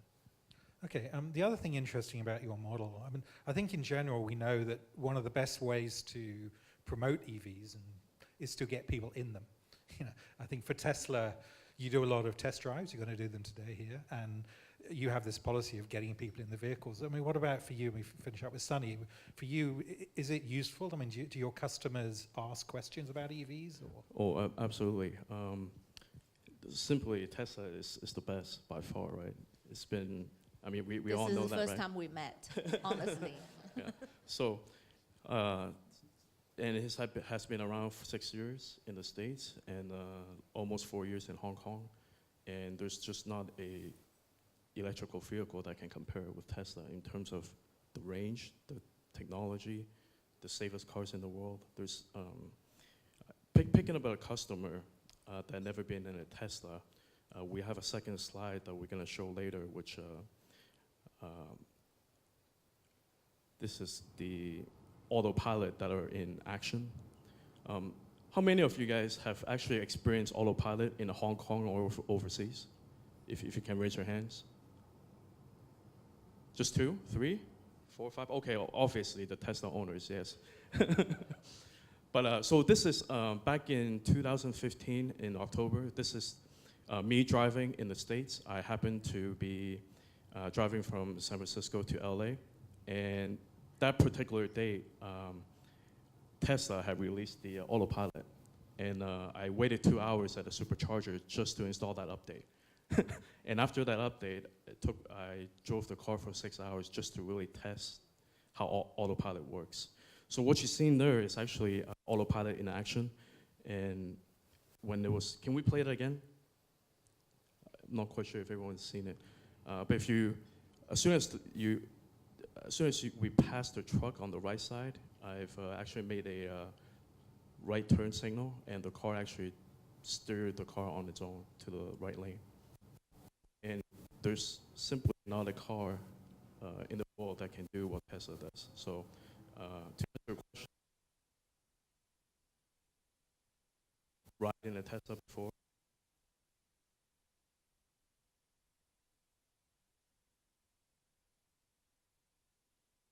Yeah. Can you speak to that at all, Isabel? I mean, it's obviously a key sales technique of Tesla. I mean, yeah, and I think Plug-in America and other organizations have found the same. It is not only the same. Tesla, you know, people often talk about Tesla as a EV company or EV. No, Tesla actually is a technology company. Many technology actually integrated into the Tesla Model S and S. One of the key features we have, including in all vehicles, is we have a very powerful software. For example, Autopilot is just one of them. It's a pack of software. Why we have this in a vehicle? Because we originally, from get-go, want to solve 2 issues. One is the safety issue. The other is the efficiency. So with the Autopilot, it can address actually both. Most of the accidents, auto accidents, due to human error. 85% or more are due to human error. And many hours are lost on the highway. You know, if you drive from San Francisco to Los Angeles, many of the areas you got congestions. Yeah. Absolutely. Then long distance driving. Fatigue from the driver, it actually creates a problem for more accidents and so forth. So Autopilot actually can address some of the issue. It is a driver assist technology, so you still need to, it does not equal to, Autopilot is a trademark, it's not for say it's a driverless technology yet. It is at the level 2 at this point. It's as a, you can say it just as a feature such as a cruise control. It's a really nice to have feature that you can have a better choice when you need it. So I would say, as he just mentioned, that there's none, there's just any other vehicle like that on the road today, other than Tesla. It's a technology, it's a smart EV. The car is well learned by itself by driving it. Actually, it's learning fleet or drivers' behavior, where they go. You will get smarter because we collect those data to enhance our software features. What you buy, whether you own a car today or next year, the car will keep up to date. We are often called Tesla vehicles like iPhone with 4 wheels. We will push the latest software update to you, and you can choose when you want to download. Next time, don't do it during the day, doing at night a software update. Usually, when the car's idle, then you do a software update. The next morning, the car has more features, more efficiency. So we will keep going with that. My boss, Elon Musk, often wants to give the latest, the best technology to not only the new customer, to all his customers. So this is our continuous strategy. I can go on and on, so maybe I'll wait for the next question. That's fine, thank you. Earlier on today, we talked a little bit about Hong Kong versus the world and what makes Hong Kong different. And one of the interesting organizations we have here is Hong Kong Productivity Council, Daniel, because you're kind of looking at the problems from a Hong Kong specific solution, like what is a solution for Hong Kong? So, I mean, particularly on the EV side, you've got, one thing I saw is the ceiling mounted EVSE, which kind of addresses, because elsewhere they have walls in their car parks. Here we have great big expansive spaces, and there's nowhere to mount the EVSE, so you invented the ceiling mounted one. Can you talk about that and other things you're doing sort of specifically to Hong Kong? Actually, I would say in Hong Kong for electric vehicles, in terms of private cars, maybe, or private cars usage, maybe there's not much difference comparing to using a combustion engine private cars. But talking about commercial vehicles, say like minibus, public light bus, double-decker, that would be a huge difference comparing to using the EV commercial vehicles or using in traditional commercial vehicles. For example, in Hong Kong, all the public light bus operators, they're very demanding, really, really demanding. They cannot allow their minibus to be sit around idle for charging for, say, like not even 20 minutes, not to say 1 hour. So another situation is, for example, for some tourist shuttle bus, Icon maybe is okay because it's not like the tourist bus that carries the travelers all around Hong Kong areas, different areas in the whole day, non-stop. So commercial vehicles are very demanding on the how to replenish the power quickly. So this is one big challenge. Another one is, as mentioned earlier this morning, air conditioning.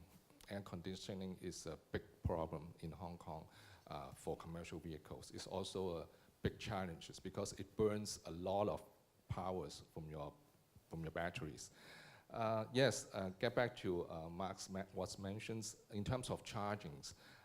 Yeah, in Hong Kong, as you know, when we drive to a car parks, there's always no walls around to install wall mount chargers. So we also offer a solution that we build the chargers at the ceiling, so that when the people want to charge the car, they just pull the charging gun down and then charge it.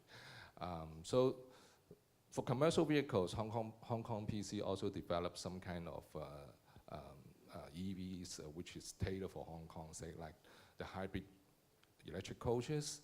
So the coaches can run all day long without chargings. Of course, it still uses the diesel engine to generate the power, but at least it saves up to 40 to 50% of the energy. Of the diesel. Another one is we also developing a swappable battery electric bus minibuses. So it can, the minibus can replenish the power, I mean, to swap the batteries in around 4 to 7 minutes. So, so what we are doing, Hong Kong PC is doing, is trying to make some solution or applications which is fit for Hong Kong. Thank you. Do you think there's some opportunity here with the, it seems to me that that 16-seat minibus is kind of like a very popular size in Hong Kong. The TD has licensing specifically for it. I mean, what are you doing with that respect? For minibus, for our electric minibus, actually we developed in up to 19 seats already, including the drivers is 20 seats. In addition, we do it as a low platform minibus as well. So the commuters can easily get on the minibus easily. So it also can avoid a lot of accidents when getting up the high platform buses. Thank you. We talked a lot here today about product, and maybe again ask Isabel.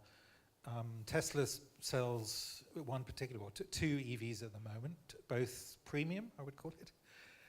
What about the products for the Hong Kong market? Well, how do you see this changing over the next few years?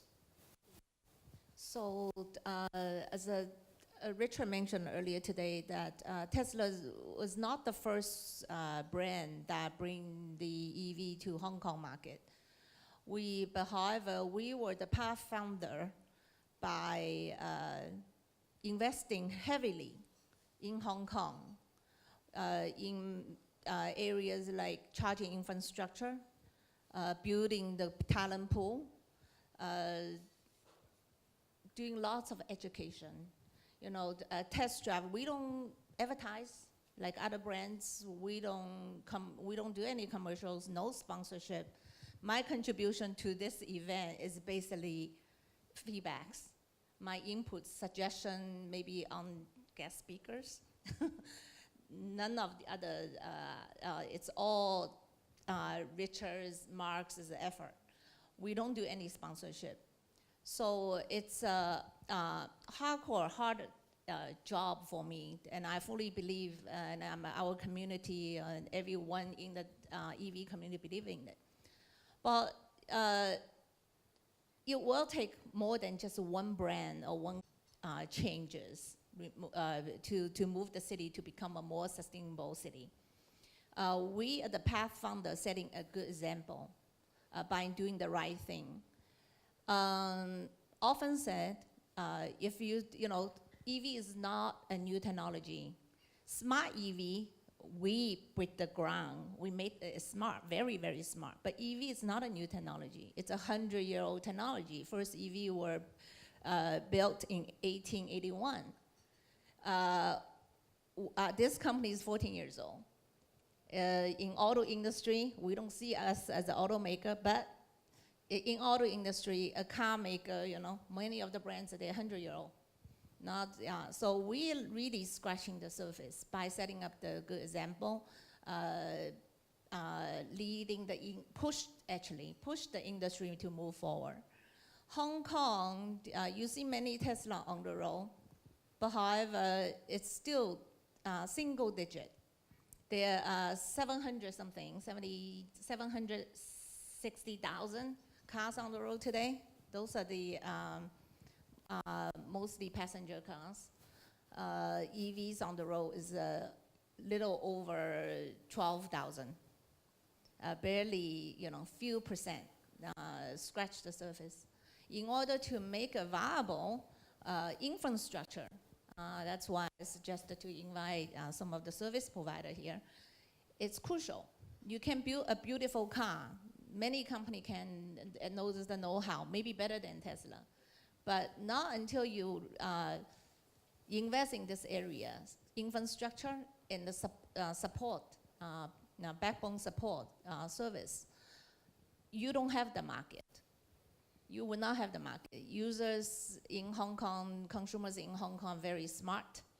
They not only go for the best product, we are very calculated, you know, making sure the total cost of ownership, the peace of mind for after-sales service, all of that.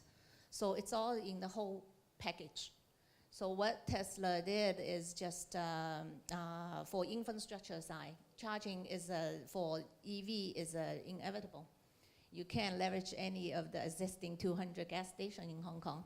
So we have to rely on the charging service provider, or if there's not sufficient, then we have to build our own.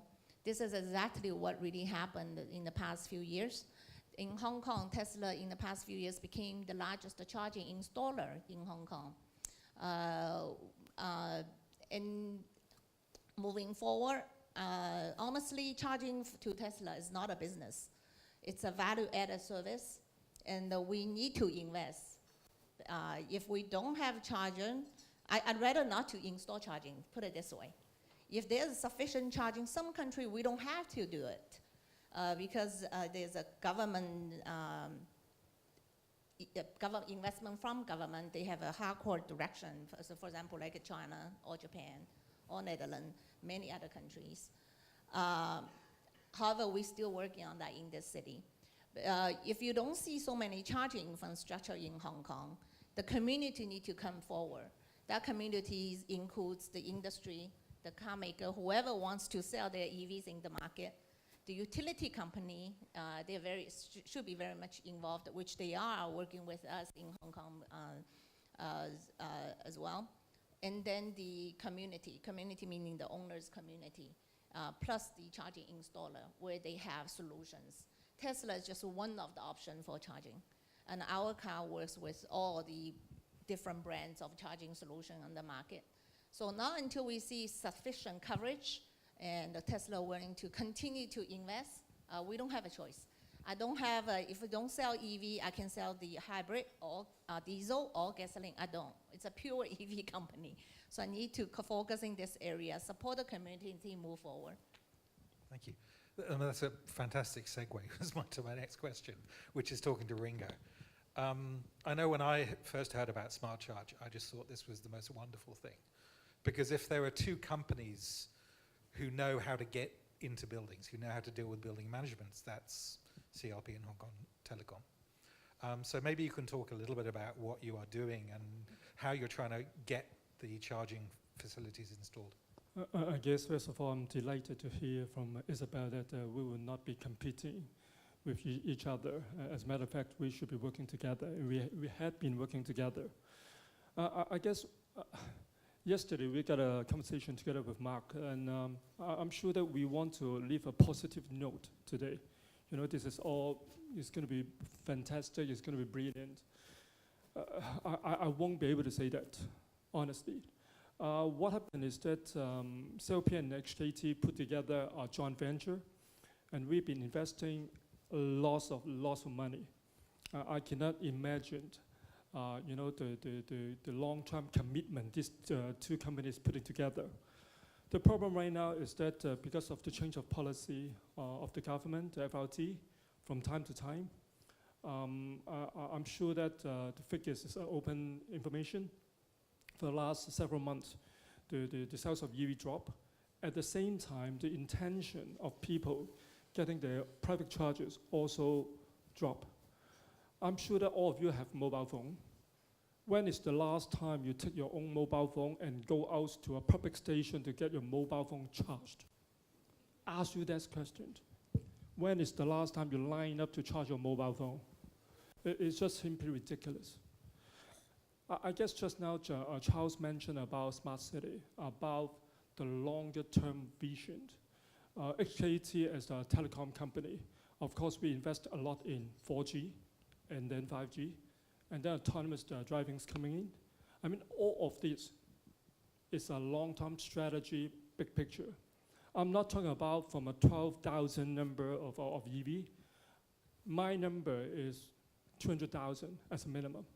I think then we are talking something real.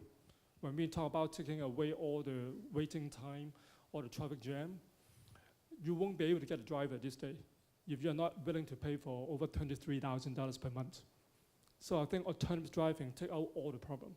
So with 200,000 EV, how do you put public infrastructure to charge all these cars?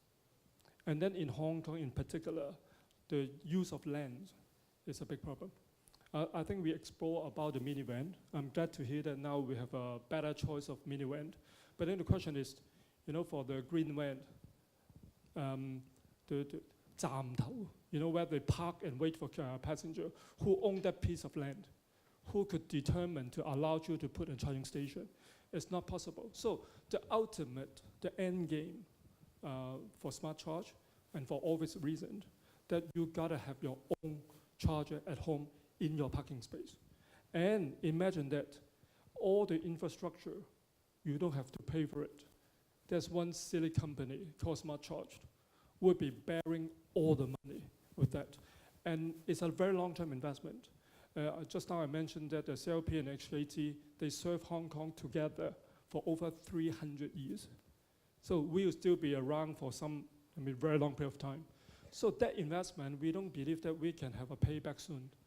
So basically, we are just asking for a minimal, humble installation charge and a monthly fee. That monthly fee, basically, we provide all you can use. The maintenance, the repair, the insurance, the upgrading is all bear by Smart Charged. So right now, you're right. Theoretically, it sounds really nice. There's just one little problem. When we go to any buildings, there's always two components of a building when we talk about it. One is the building management office, BMO, and then the other one is the owner committee, the IOC.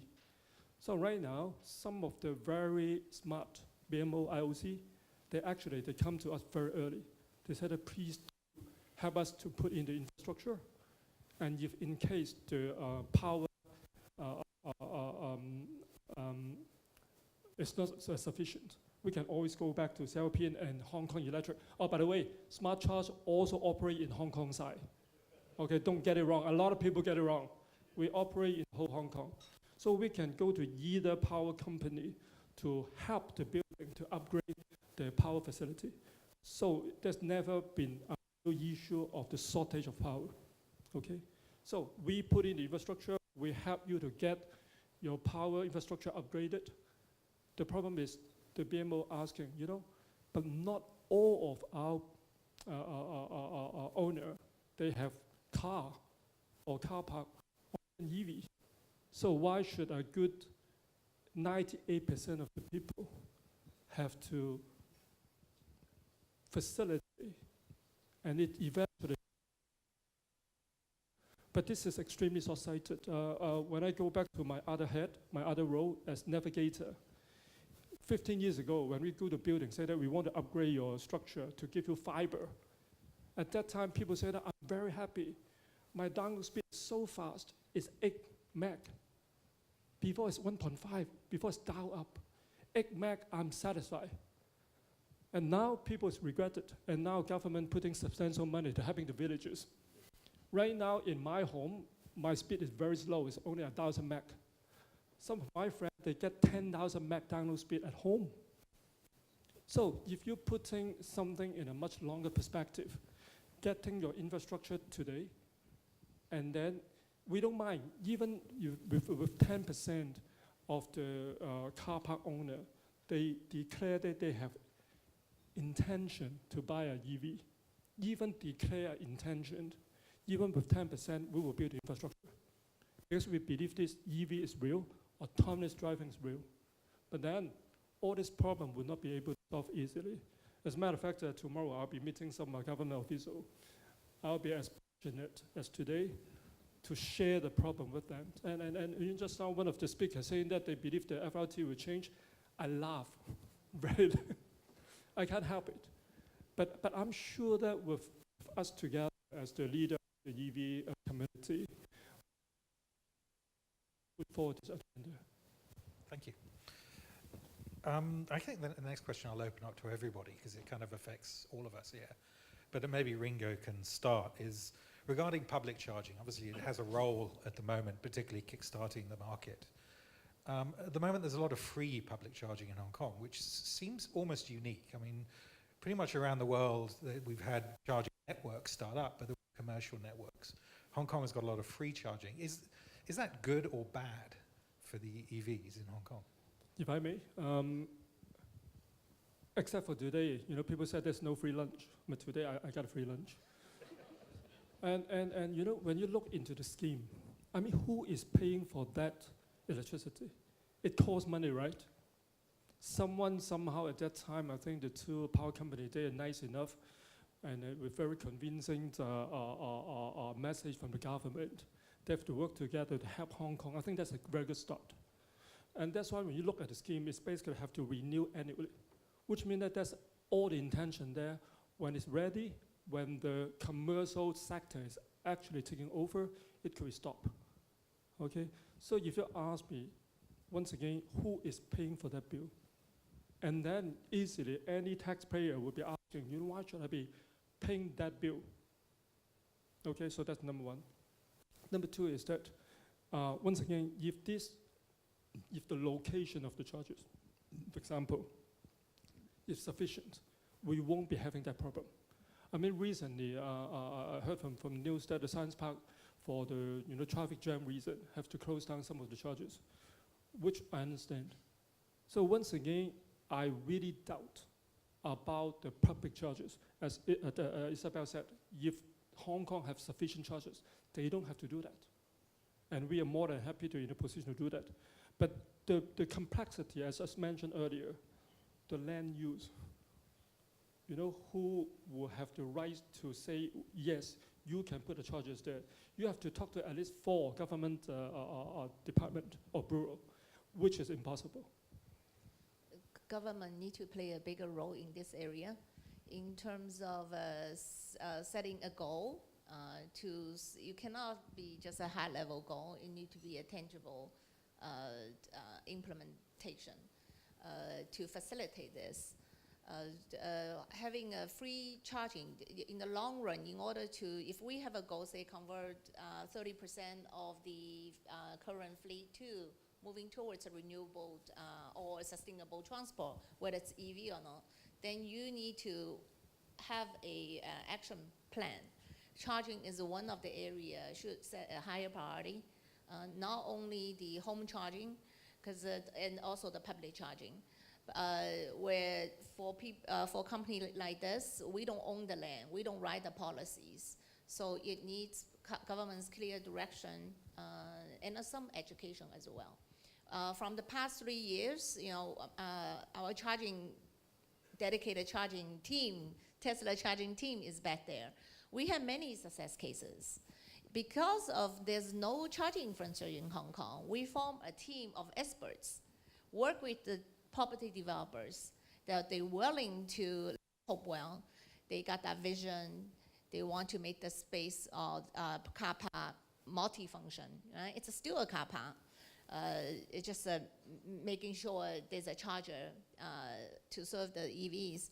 At the same time, work with the utility companies, CLP, and also some of the charging partners like EV Power and a Smart Charger to expand the charging infrastructure in Hong Kong.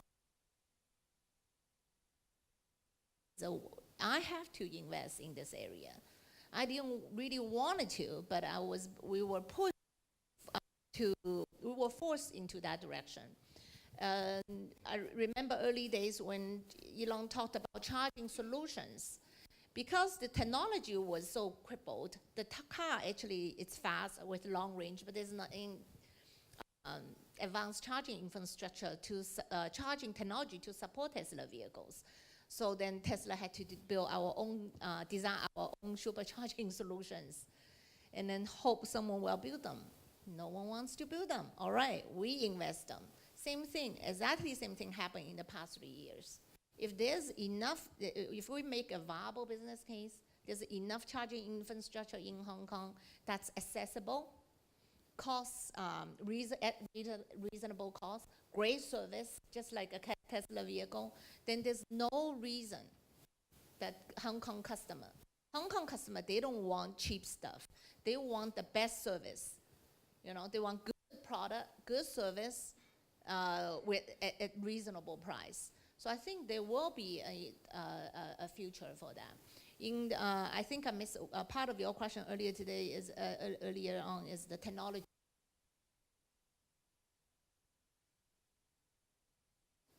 will roll out there into the right-hand drive market. That's we cannot be the only one, and our contribution so far, it's really a drop in the bucket. It requires all makers to move towards that direction. But so the mindset change, not only on the consumer side, it's in the industry, how they prioritize it.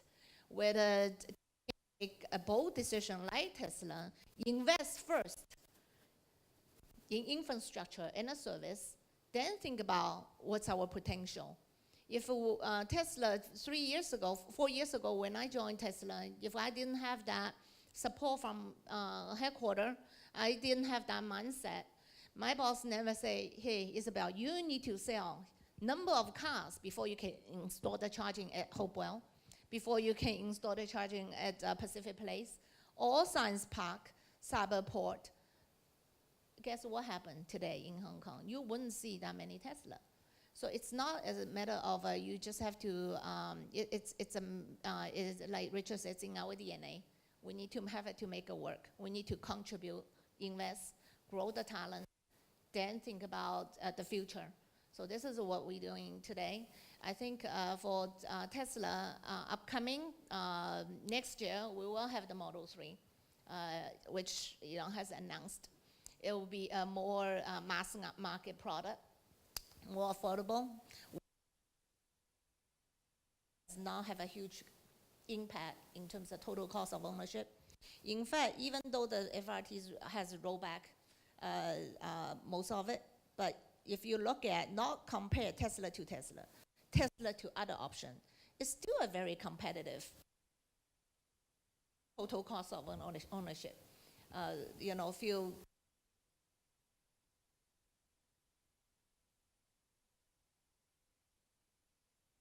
Fuel costs in the world, Hong Kong. So there's a reason, justification. We never talk about how cheap is Tesla, right? But you see so many, because Hong Kong people, they know how much saving they have. There's only 2 motors in the car. When you go to a shop, come back for a repair, we don't give you a big bill, $50,000, and you couldn't figure out what you have fixed for my car, right? We don't, there's no actually a huge cost for after-sales service, especially for B2B business that has to rely on efficiency, productivity, cost saving. It's a more viable solution. So in the next 2-3 years, we will have many choices. Hopefully the industry will do what we did, work with the charging installers to expand the charging infrastructure, as well as building the service and support infrastructure in Hong Kong to support the audience. Maybe Sunny, same question. Yeah, actually, in terms of public chargers, I think one thing to note is how quickly the public chargers are charging a car.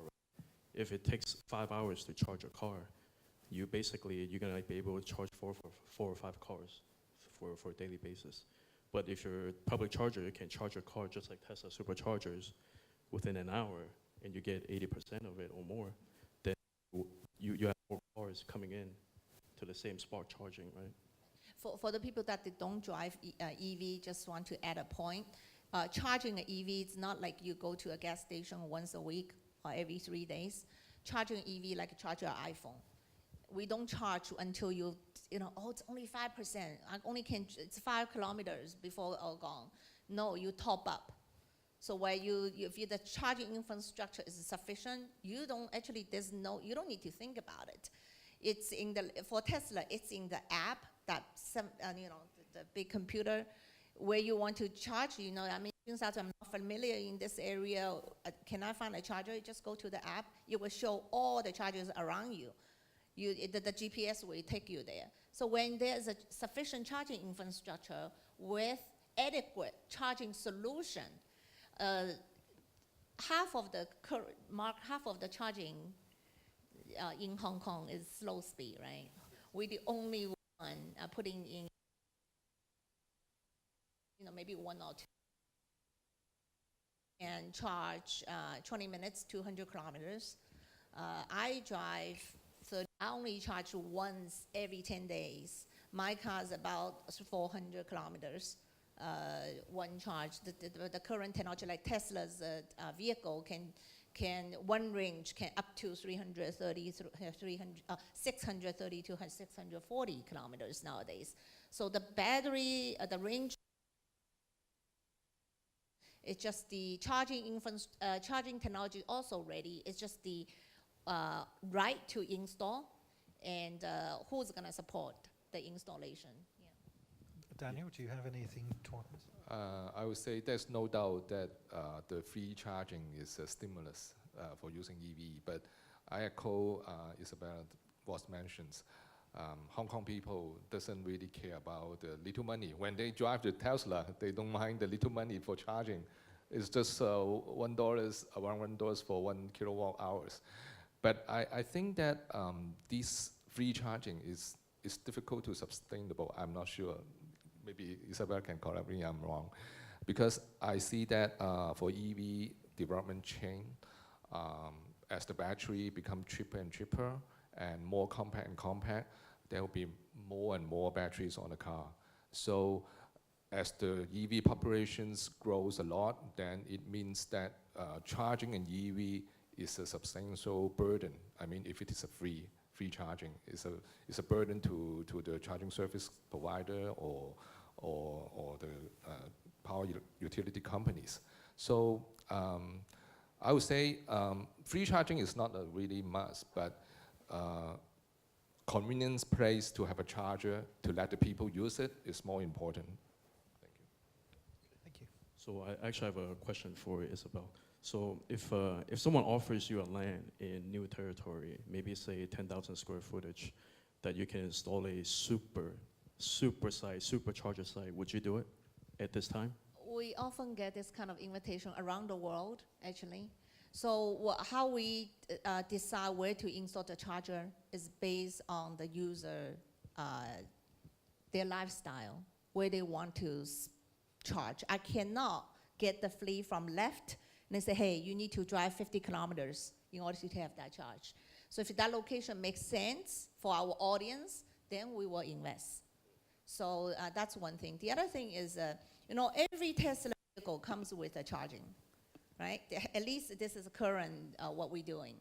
So there's no say, oh, I buy a car, then I have to sort out what kind of charging I have to, at least for our brand. Other brands, you have to figure it out. Maybe they don't build their own charging.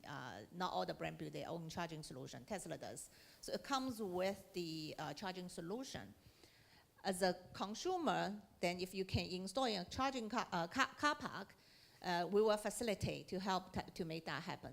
Or you have an option to work with a charging operator or installer like Smart Charger. And for B2B, we're very strategic. For Hopewell, there's no business deal here. There's only they have the vision and we have the solution and we want to invest and they want to serve their audience. As simple as that.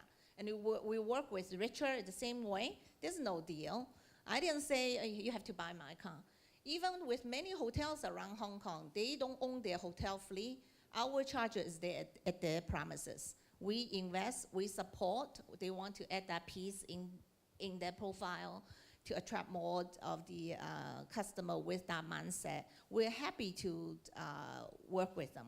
We also work with corporates. We have workplace charging. So for any companies or owners that they wanted to support their staff with the EV, and we will facilitate, see how to make that happen, charging in the office buildings, commercial buildings, things like that, yeah.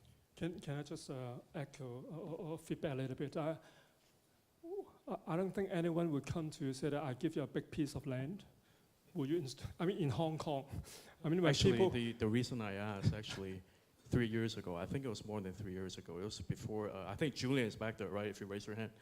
Yeah, I actually went to the headquarters, I sent an email and told them that, hey, I'm gonna offer you a land, 10,000 square footage at New Territory. At the time, there was only 2 super charger sites. One is at Hopewell and the other one is at Terminal, yeah. And when I sent that email, and they said, well, we have to get back to you because we don't even have a supercharger manager at the moment.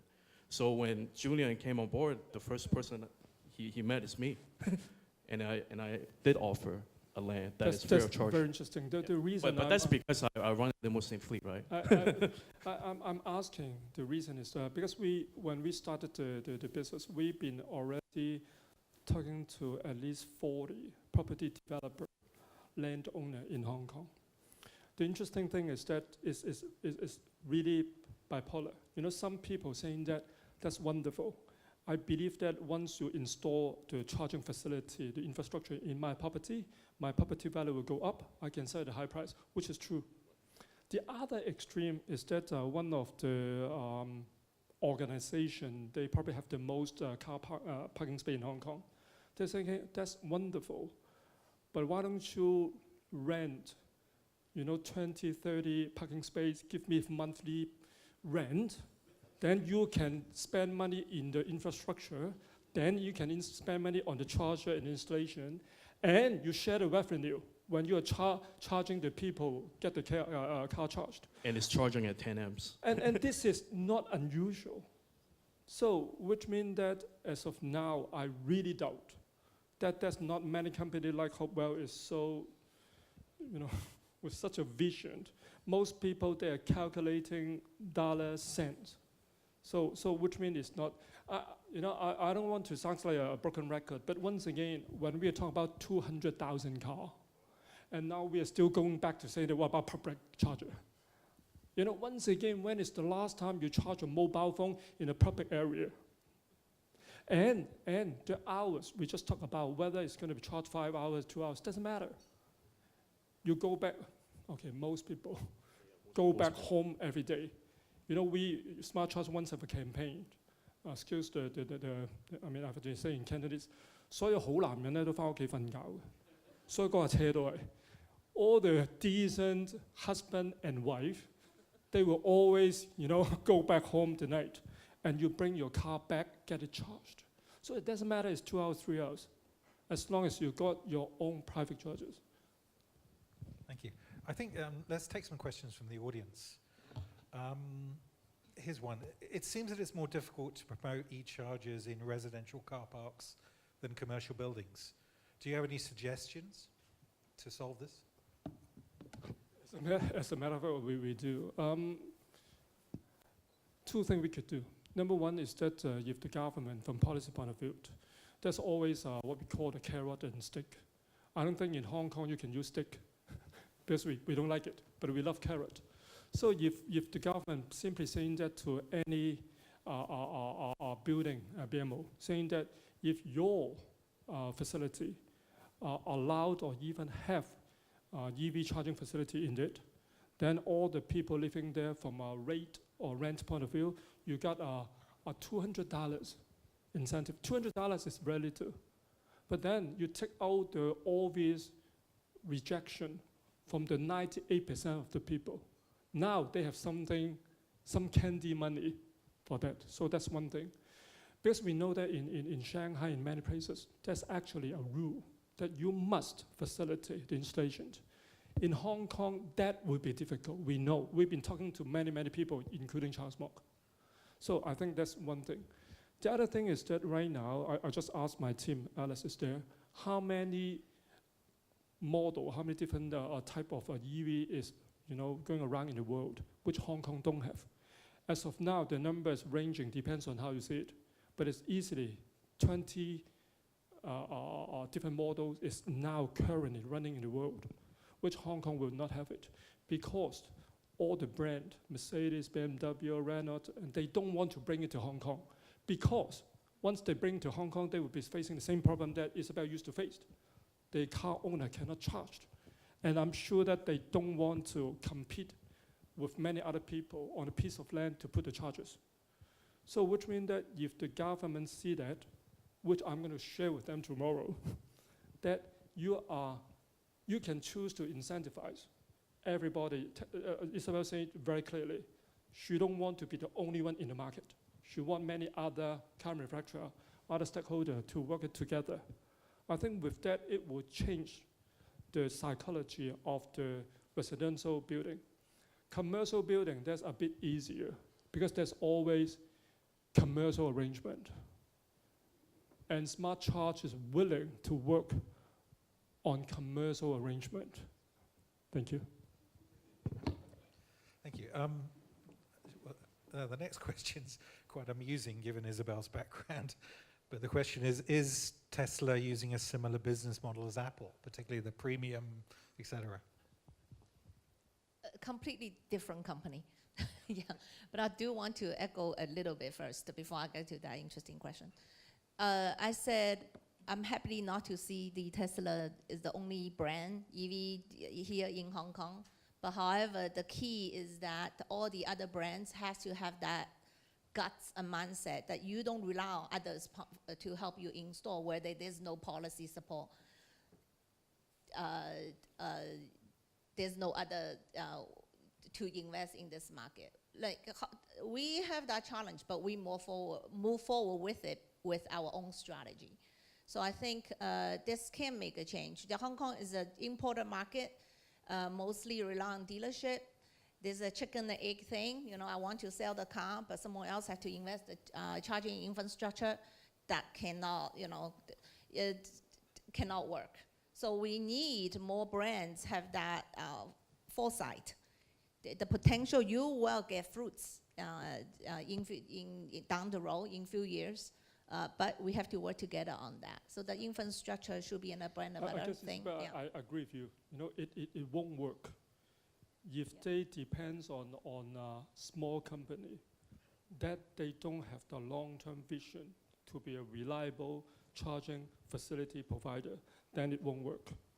But with the background of CLP and HKT, I'm sure that if we committed, actually we already spent mid-9-digit dollars figures in building infrastructure. And we are prepared to put in many times of that money. But once again, you're right, whether they have the vision, I wouldn't say get, I think they want the business in Hong Kong. Yeah. But if the policy is keep on changing, then make them very difficult.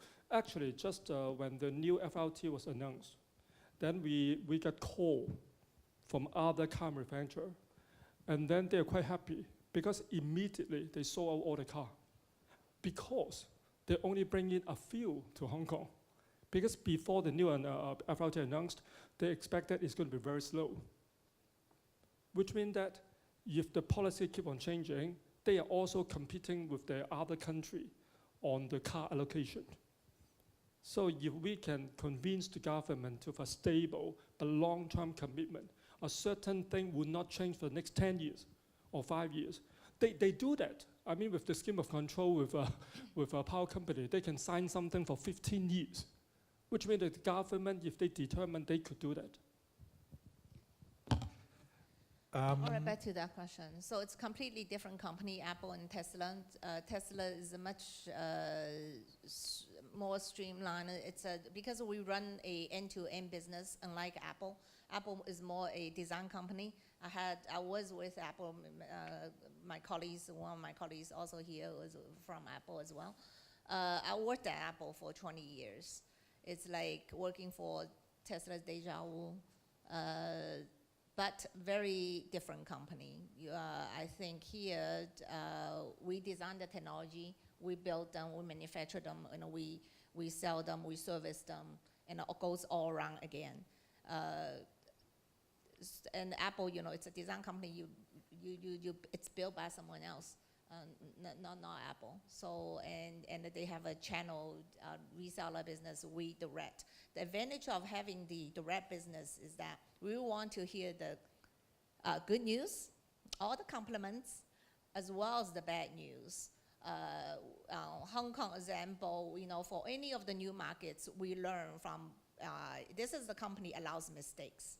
You know, we make mistake, we pick us up very quickly, making sure the goal is to give the best product, best customer experience to our audience. So, yeah, so if I answer your question, we own the customer directly rather than indirectly through some partner arrangements.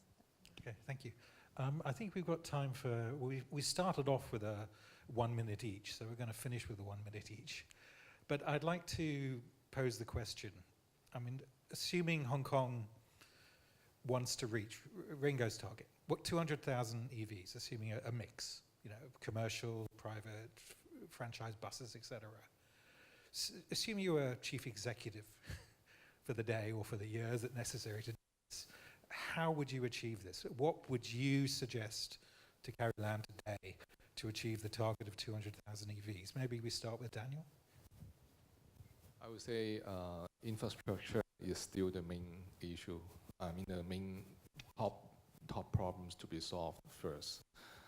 In terms, especially for commercial vehicles like buses, it needs a lot of power at a single point at the depot. So it is special arrangement with the government. Regarding the private cars, it is a lot more, as we mentioned many times before, we not a lot more convenience place to let the customer to charge it. So no matter is the commercial vehicles or private cars, yeah, infrastructure is still the main problem. Yeah. Ringo? I need more time. Isabel. Recommendations, oh gosh. I guess like what Charles mentioned earlier today, or Tara, is the tangible KPI. You know, it's great that we have a vision, but how to get there, you actually have to have some tangible KPI for different bureaus to work together. It's kind of famous in Hong Kong. Between bureaus, it's hard to get information across. So having that, you will help to facilitate and work towards the same goal. In reality, infrastructure will be the key, I think, area. Have to address this for the future growth. I think we definitely gonna have, regardless the policy issue or all that, we're gonna move forward and we're gonna bring in lots of Model 3 into Hong Kong. We continue gonna show examples, good practices in this market.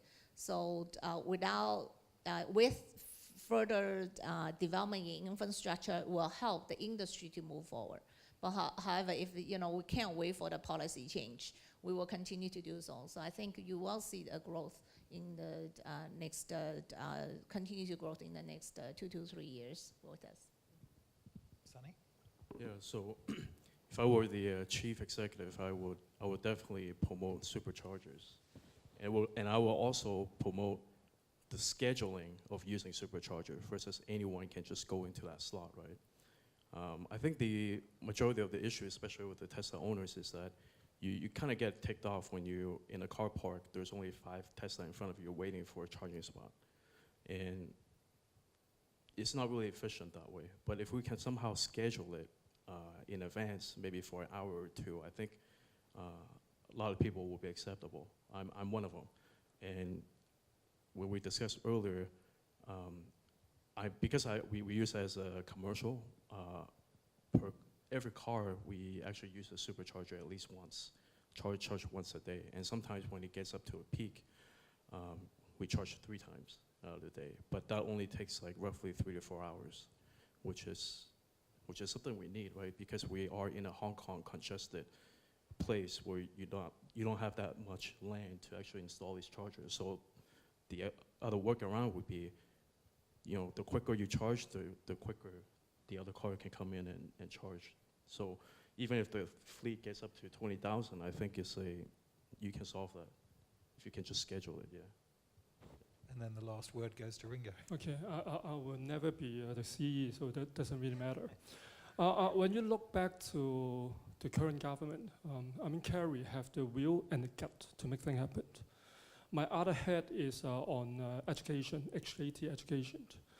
The moment that she's in the position, she put in very sufficient funding to help the education arena, on STEM education, on e-education. Okay, so if she's determined to do it, it will happen. So that's one thing.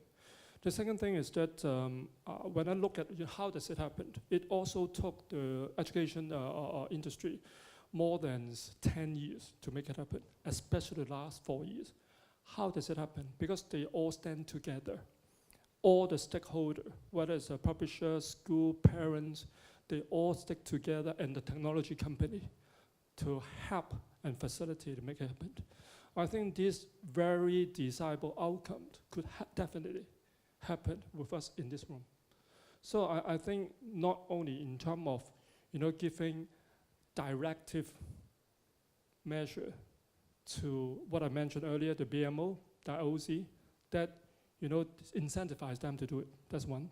But also looking into the public sector, even though I'm not really into the commercial vehicle, but when you look at buses, I mean, several years ago, we still have a bad experience about some of the buses that they're not working as well in Hong Kong as we want. But I heard that there's already new models coming. They are much capable. So in terms of facility, both the public sector, because once again, for the private sector, relatively easier because you either own your car park or you're renting it for long term. But then I guess the problem is the public side. I think once we are able to take care of the public sector with the clear community, and when we are speaking loud enough together, we will make it happen. Thank you. Wonderful. So I think we're out of time, but thank you all for your participation. So I'll hand it off.